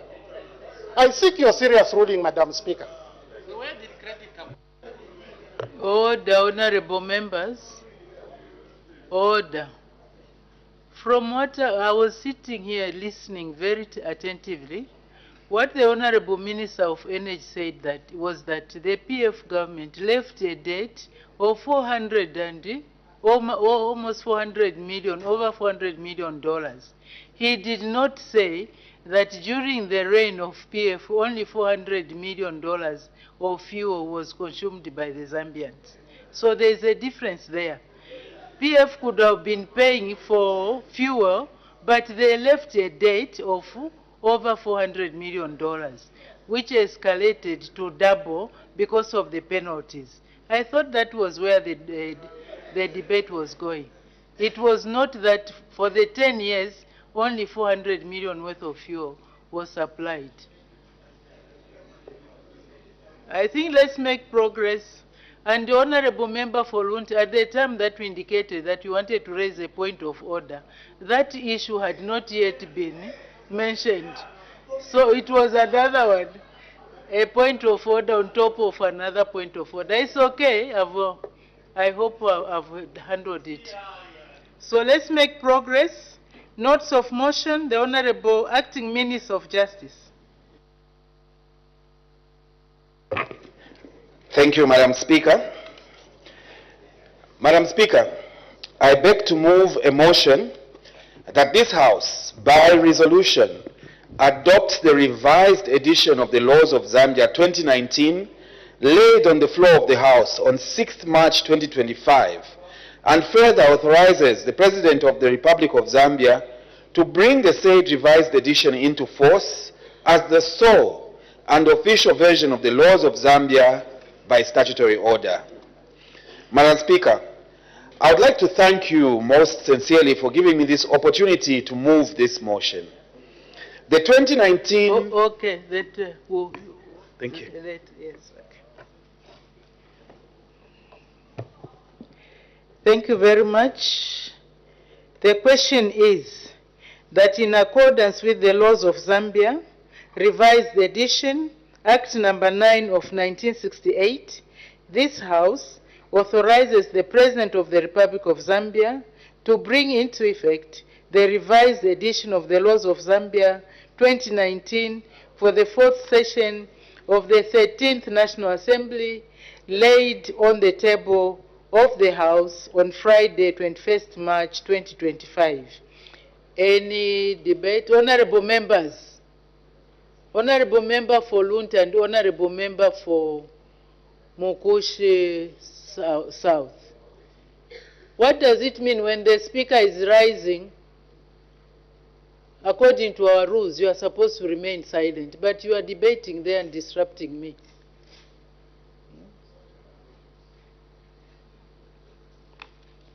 Now I have to read the whole process again. This is disruptive. The question is that in accordance with the laws of Zambia, revised edition, Act number 9 of 1968, this House authorizes the President of the Republic of Zambia to bring into effect the revised edition of the laws of Zambia 2019 for the 4th session of the 13th National Assembly, laid on the table of the House on Friday, 21st March 2025. Any debate? The Honorable Minister of Justice. Thank you, Madam Speaker. Madam Speaker, I would like to thank you most sincerely for giving me this opportunity to move this motion. The 2019 revised edition of the laws of Zambia was prepared pursuant to the laws of Zambia, revised edition Act number 9 of 1968, which act empowers the Commissioner, revision of laws, under the direction of the Attorney General, to prepare a revised edition of the laws of Zambia within the specified period set out by my office by statutory instrument. Madam Speaker, in this regard, the Office of the Minister of Justice issued the laws of Zambia revised edition specified date notice, statutory instrument number 34 of 2020, and set 31st December 2019 as the cutoff date for the purposes of the revision. Therefore, the revised edition being laid before this House is for the period 1997 to 2019. Madam Speaker, as stated in my ministerial statement issued before this August House on 6th March 2025, the practice in most Commonwealth countries is to revise the laws of Zambia every 5 years. However, the laws of Zambia were last revised 2 decades ago, and as a result, our current revised edition contains laws that are no longer applicable, as these have since been repealed or amended, thereby rendering the use of our current revised edition redundant. Madam Speaker, allow me to re-emphasize that the revised edition of the laws of Zambia will enable the courts, students of law, law enforcement officers, and the general citizenry have access to an edition of the laws of Zambia that is up to date and aligned with the current drafting style. I therefore would like to request the support of this August House on this motion. Madam Speaker, I thank you and I beg to move. Thank you very much. Any further debates? This is procedural, so if we can move quickly. I've seen the Honorable Member for Chilubi. Thank you, Madam Speaker, for the opportunity given to the people of Chilubi. Madam Speaker, I do agree that we need to revise the laws of Zambia because some of them are actually an export of the colonial times. But Madam Speaker, Article 7 of the Constitution of Zambia defines the laws of Zambia as follows. the Constitution, meaning this Constitution, the laws enacted by Parliament, the statutory instruments, Zambian customary law, which is consistent with the Constitution. I think this is in accordance with Article 1 of the Constitution. The laws and statutes which apply or extend to Zambia as prescribed. Madam Speaker, having said this, I would like, on behalf of the people of Chilubi, to understand the volumes that would come to this House, because before the people of Chilubi endorse the need to revise the laws of Zambia, they should be in the know of what laws are we revising. And I think, as the acting Minister of Justice already indicated, there is need that we follow that routine of 5 years and the like. But what is important is that the content of that particular division is important, that citizens are availed through this particular house, that we should know what is it that will be revising in accordance with Article 7, and what does it include. I submit, Madam Speaker. Thank you very much. I'm sure the Honorable Acting Minister of Justice will respond to that. The Honorable Acting Minister of Justice, winding up debate. Thank you, Madam Speaker. And I would like to thank the Honorable Member for Chilubi for that question. Indeed, the people would want clarification. And this is why I had this, is what is called a volume of the laws of Zambia. This particular one I'm lifting is volume 6, which has chapters 68 to 86. This is 1995 when this was done. So essentially this exercise will be under volume 1 to over 25 of these. So it is not possible to bring them on the table as has been suggested. However, I would like to reassure the Honourable Member for Chilubi that as we have gone along, the law is living. In the hierarchy of laws, there are amendments that are done, for instance, to the statute book, which will then appear in these volumes as an amendment that is pasted or written into the volume. What this revision exercise is doing is taking all the amendments that have been done over the course of time and placing them in actual text in the volumes and the various pieces of legislation. So it is not like it's an exercise that is being done now. It's been a living exercise from 1995 to the date when the revision was undertaken, just to clean up the statute book and to ensure that instead of you picking this, or you go and pick up an amendment act, a statutory instrument, you can now, in the new revised version, read everything within the statute book. It's a clean-up process, and as Madam Speaker has already mentioned, this is a non-controversial process aimed at ensuring that our citizens and those who refer to the law from time to time are not inconvenienced and that the statute book is clean. And by the way, the hierarchy that you've referred to in Article 7 is actually one that follows. The supreme law is the Constitution, and there are specific ways in which that amendment of the Constitution is done, which is outside and separate and distinct from this exercise.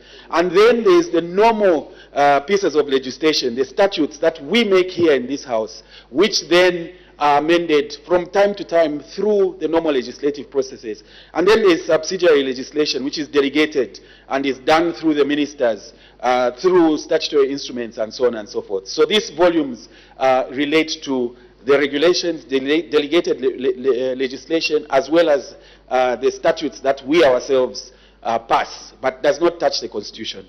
I hope that clarifies the issue, Madam Speaker, and let me also, in winding up debate, thank you, Madam Speaker, for availing me this opportunity to present this motion. I humbly beg and urge that the honourable members support the motion. I thank you, Madam Speaker. Thank you very much. I'm sure the honourable member for Chilubi is clear now. It's not new laws which are being enacted now. It's the old amendments that are being consolidated into the various acts. So with that explanation, we can make a decision. I put the question. The question is that in accordance with the laws of Zambia, Revised Edition Act Number 9 of 1968, this House authorizes the President of the Republic of Zambia to bring into effect the revised edition of the laws of Zambia 2019 for the fourth session of the 13th National Assembly, laid on the table of the House on Friday, 21st March 2025. As many as are of that opinion say aye. Aye. Of the contrary say no. The ayes have it. The ayes have it. The question is resolved in the affirmative. The clerk will now read the orders of the day. The Cyber Security Bill, National Assembly Bill number 29 of 2024, second reading. The Honorable Minister of Technology and Science.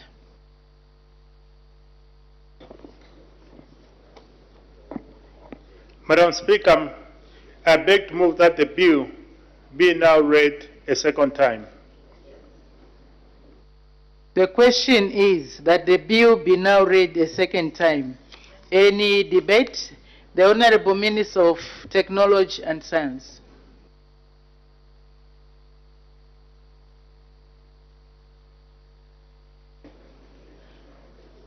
Madam Speaker, I am pleased to present a policy statement on the Cybersecurity Bill, National Assembly Bill number 29 of 2024. The House may recall that on 5th December 2024, during the first reading of the bill, I, as sponsoring minister, requested for its deferment. This decision was made to allow for further scrutiny and broader consultations with various stakeholders, including interest groups and the Committee on Media and Information Communication Technologies in response to the concerns they raised.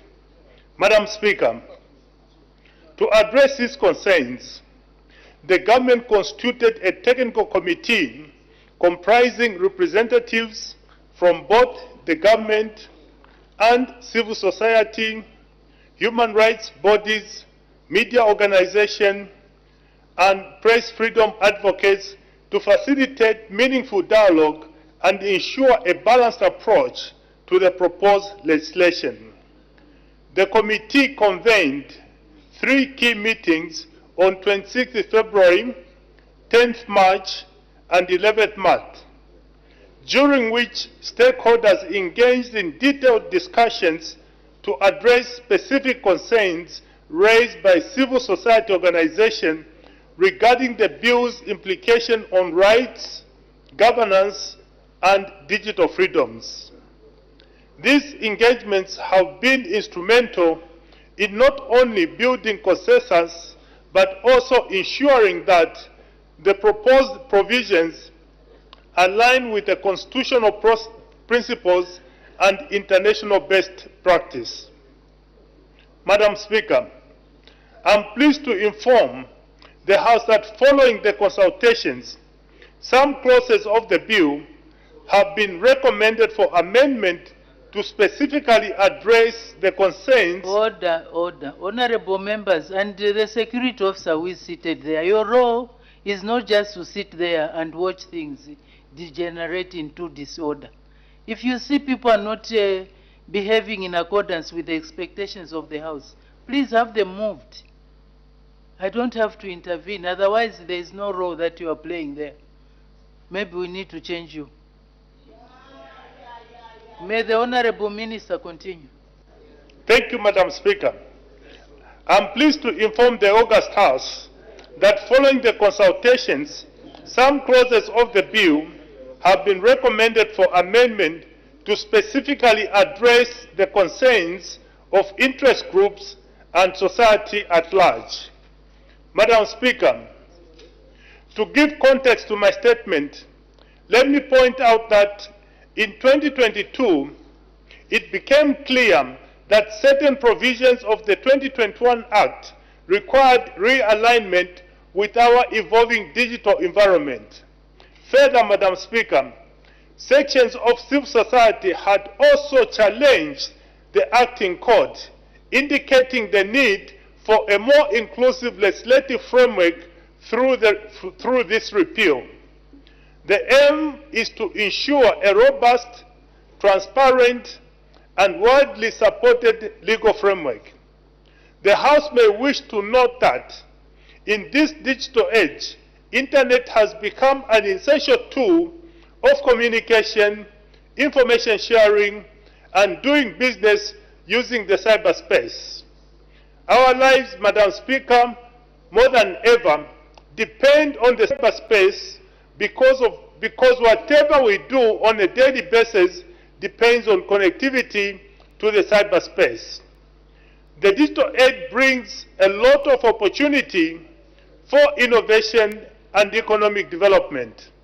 Madam Speaker, however, it also presents unprecedented challenges with devastating impacts on our lives, such as 1. Cyberbullying, online harassment, cybercrime. These vices have led to ruined lives, tarnished reputation, and lost livelihood. And 2, cyber attacks targeting businesses and governments. These have the potential to disrupt the entire economy and undermine national security. Madam Speaker, despite our efforts in the past, including the implementation of the Cybersecurity and Cybercrimes Act and the establishment of the Zambia Information and Communication Technology Authority, the abuse of the cyberspace continues to be a growing concern. It is therefore imperative that the legal framework is strengthened to address these emerging threats more comprehensively. Madam Speaker, the objects of the Cyber Security Bill 2024 are as follows. A. Provide for cyber security in the Republic. B. Establish the Cyber Security Agency and provide for its function. C. Provide for the regulation of cybersecurity service providers. D. Provide for the constitution of the Zambia Cyber Incidents Response Team and provide for its function. E. Provide for the constitution of a sectorial cyber incidents response team. F. Continue the exercise of the Central Monitoring and Coordination Center. G. Provide for the designation, protection, and restoration of critical information and critical information infrastructure. H. Repeal and replace the Cybersecurity and Cybercrimes Act of 2021. And I. Provide for matters connected with or incidental to the foregoing. Madam Speaker, we have a responsibility to protect our citizens, our businesses, and our nation from the abuse of the cyberspace. The Cybersecurity Bill 2024 presents a critical and important step towards creating a safer, more secure digital environment for all Zambians. Madam Speaker, I call upon this august House and all our esteemed stakeholders to join hands with the government in this endeavor to build a cyber community where we can connect, share, and thrive without the fear of abuse or exploitation. Madam Speaker, I thank you. Thank you very much. Any further debate?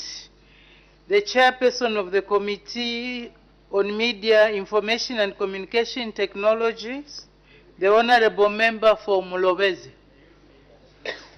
Thank you very much, Madam Speaker. Madam Speaker, in accordance with the terms of reference as set out under Standing Orders 205B and 207J of the National Assembly of Zambia Standing Orders 2024, the committee was tasked to consider the Cybersecurity Bill number 29 of 2024. In order to acquaint itself with the ramification of the bill, the committee sought both written and oral submissions from key stakeholders. Madam Speaker, the Cybersecurity Bill number 29 of 2024 principally seeks to repeal and replace the Cybersecurity and the Cyber Crime Acts of 2021 to establish the Zambia Cybersecurity Agency and its functions, and provide for cybersecurity in the Republic, among other objects. Madam Speaker, while the stakeholders agree that the Cybersecurity and the Cybercrime Acts 2021 needs to be repealed and replaced, several concerns as highlighted in the report. It is therefore essential that the concerns raised during the stakeholder interaction are addressed by the House in order to strengthen the bill and ensure its practical effectiveness. Madam Speaker, allow me to highlight some of the concerns for the benefit of the House. Madam Speaker, the stakeholders submitted that the bill gives the agency broad powers to investigate and respond to cyber incidents without sufficient checks.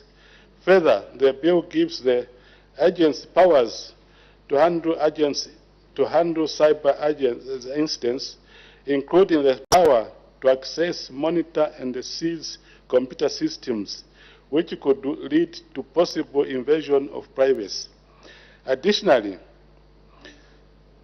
there seem to be clear limits on the scope of these powers, which could lead to abuse, especially in political cases or in matters involving dissents and or critical oppositional voices.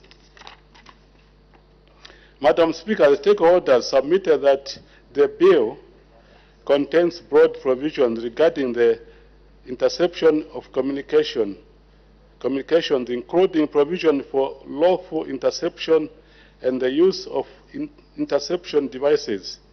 These powers under Clause 29 allow for the interception of private communication based on vague conditions such as reasonable grounds to believe a crime had been committed. There are, however, no explicit judicial safeguards to protect against unnecessary or disproportionate interception of communications. Madam, allow me now to briefly highlight some of the comments observed by comments and the recommendation for the benefit of the House. Madam Speaker, the committee reviewed Clause 5 of the bill, which grants the President the authority to appoint the Director General of the agency. While the committee raises no objection to the appointment by the President, it notes with concern the absence of a request for the appointment to be ratified by the National Assembly. This lack of parliamentary oversight raises accountability concern and it diminishes transparency in the appointment process for such a critical position.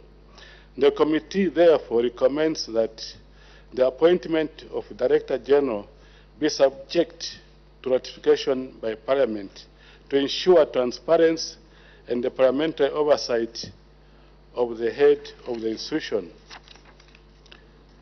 Finally, Madam Speaker, I wish to pay tribute to stakeholders who interacted with the committee. Gratitude also goes to you and the Office of the Clerk of the National Assembly for the guidance and support rendered to the committee throughout its deliberations. Madam Speaker, I thank you. Thank you very much. Any further debate? The Honorable Member for Chiluvi. Thank you, Madam Speaker. The people of Chiluvi would like to submit that the starting point for any bill is the Constitution, Madam Speaker. And the Constitution in Chapter 1 is very clear about any law that conflicts with the bill, with the Constitution. Madam Speaker, the people of Chiluvi have in mind that currently the cyberspace is being used as a mode of expression world over, and Zambia is not an exception.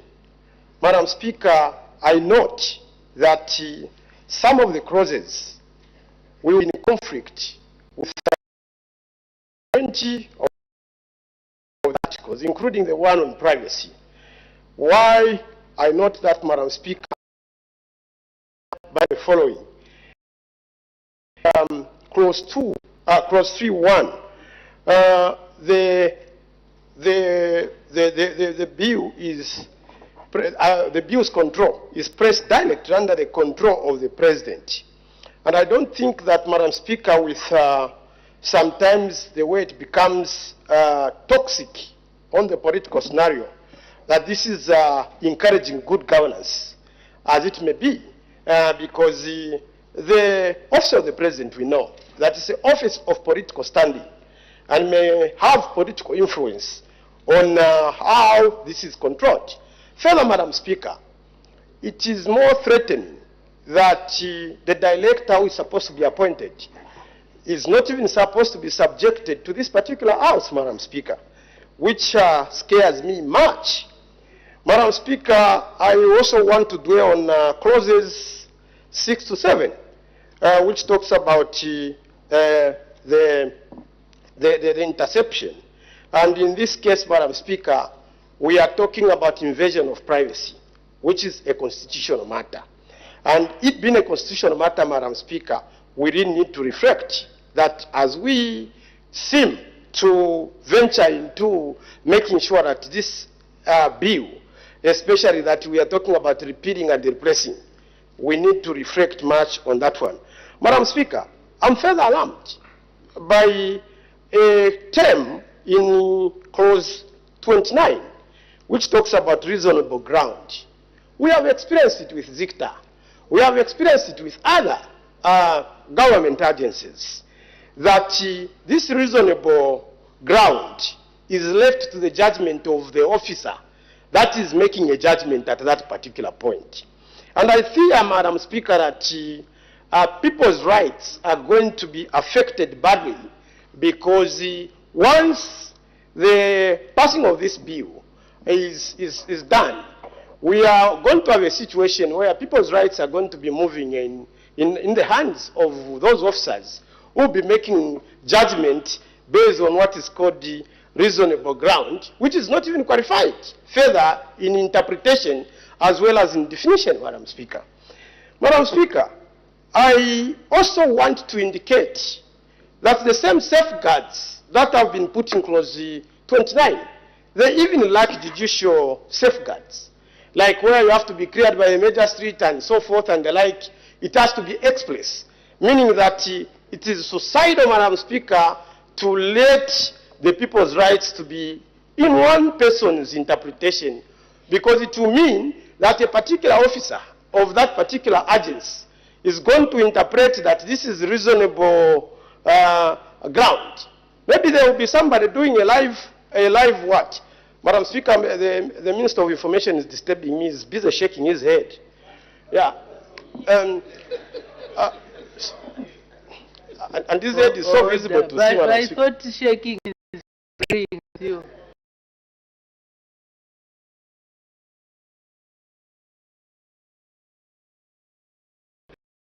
It is lacking judicial safeguards. Is that we all know sometimes when you want to do a search on all these service providers. The Honorable Member for Chiluvi, you ask for the point of order. Speaker, as you know me, I rarely, Madam Speaker, rise on points of order. Unless, Madam Speaker, it's extremely compelling that I'm left but without no option but to do as I have just now I am doing. Madam Speaker, I have been listening to the Honorable Member on the floor debate, and this is in line with, I think, Standing Order 75, where information you bring to this floor must be factual. Is he read this House and the nation that the issue of privacy is a constitutional matter? When the Constitution of Zambia, Madam Speaker, is so clear, there is no way it provides that privacy is a constitution. Is he in order to attempt to mislead this House, which had given him time to listen to him so that we hear his arguments? Madam Speaker, I need a serious ruling on that matter. The Honorable Member for Chilubi is debating not as a qualified lawyer. He is understanding privacy from a layman's point of view. So maybe we can excuse him for that. But being a legislator, a lawmaker, I think he should know better than that. Yeah. So Honorable Member for Chilubi, as you debate, just make sure that you are within the provisions of the Constitution. If you really need to refer to the Constitution, you may proceed. Well guided, though the Bill of Rights from Article 11 to 28 includes that, Madam Speaker. But all the same, I'll continue. Order, Honorable Member, Yeah. do not reopen. I've already made a ruling. Proceed with your debate. Thank you, Madam Speaker. Madam Speaker, I also want to say that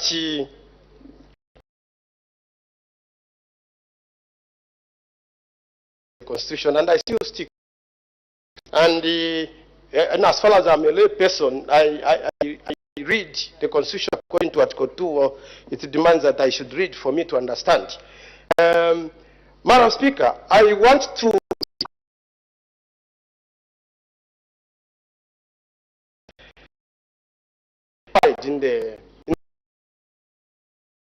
it is not demystified. Without a board, meaning that it doesn't have an oversight, and then on the other hand, it is under the control of the president. It becomes a political tool, and possibly the way we have observed, where sometimes maybe selective justice goes on, this is likely to be abused if we left it this way, Madam Speaker. And I think we pray that an oversight law is one of those that should be included, and this may mean we should have a board that this House, Madam Speaker, of the appointments we should rectify, and I think that will sit well with the people of Chilubi. Madam Speaker, I want to end on a note of SIM registration. The current cyber law, Madam Speaker, takes care of different material and particulars of anyone who desires to register a SIM. And I think if we are playing in the cyber law, that's a very important aspect. You realize, Madam Speaker, that this particular cyber law that overlooks that very important aspect of SIM registration. And to me, that means that even the monitoring that it is speaking about will be difficult to do if the SIM registration is not taken on board. Because how is this agency going to monitor the providers where particulars are not provided, and this particular bill has left out the SIM registration factor? Madam Speaker, people of Chilubi, having been intercepted a bit by people of Choma, I would like to rest the case on this particular note. I like the ending that you have been intercepted by the people of Choma, bringing in the same Cyber Crimes Act into play. The Honorable Member for Lunte. As the time is. Madam, listen to us a time. These people are just waiting for us a time. Oh, 16:40 hours. I suspend business for 20 minutes for a health break. Good afternoon. You're tuned in to Parliament Television. Business will resume at 17 hours as the House is considering the Cyber Security Bill, National Assembly Bill number 29 of 2024, and it's been considered at second reading stage. And so we did see the Minister of Science and Technology, Honorable Mutati, give a policy statement regarding this particular bill, and he also highlighted the objects of the bill. And now it's up to the members of Parliament to debate this particular bill. So at the time that business was, being suspended, we did see the minister, rather the member of Parliament for Lunte constituency, about to add his voice regarding the cyber security bill. Pauline. Yes, so business on the cyber security bill continues after the break at 17 hours. And we look at what has been discussed on the floor from the time the House started sitting. And business started with announcements and also to recognize visitors to the National Assembly. After that, there was a ministerial statement that was rendered by the Minister of Energy, and this was on the alleged decision by Agrofuel Investments Limited to fill up reserve tanks at Tazama pipelines, thereby blocking the storage of cheaper fuel by other stakeholders. Still to come is consideration of the Cyber Crimes Bill, National Assembly Bill number 30 of 2024. We also have the Geological and Minerals Development Bill, National Assembly Bill number 33 of 2024, coming up at a committee stage. And also, Claudette, should remember that there was a motion that was moved by the minister, acting minister, to authorize the president to bring into effect the revised edition of the laws of Zambia, and this motion has since been adopted. And just now we take a break.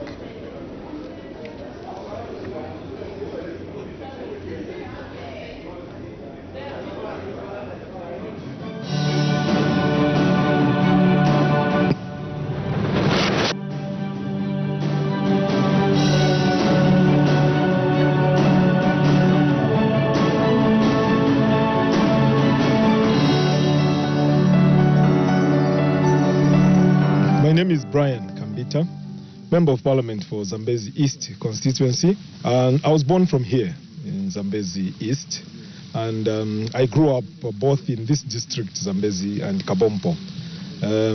I did most of my primary school in Kabompo, and then thereafter I came to secondary school at Zambezi Boarding Secondary School.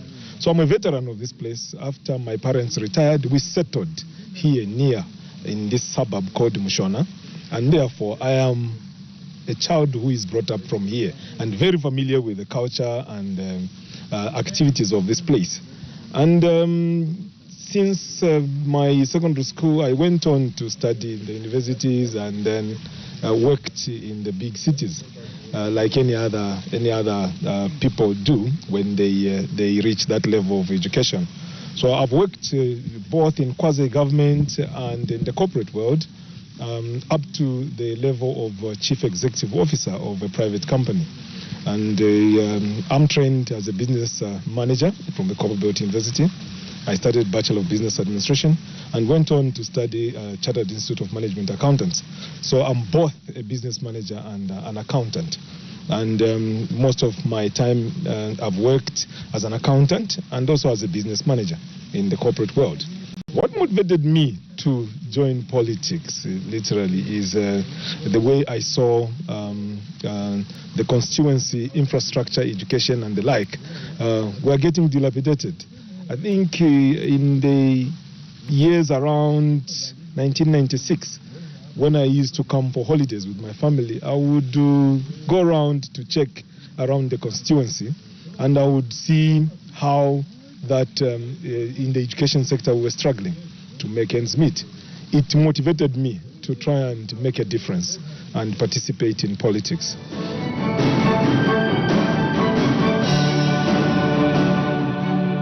This is Zambezi East. Zambezi district is divided into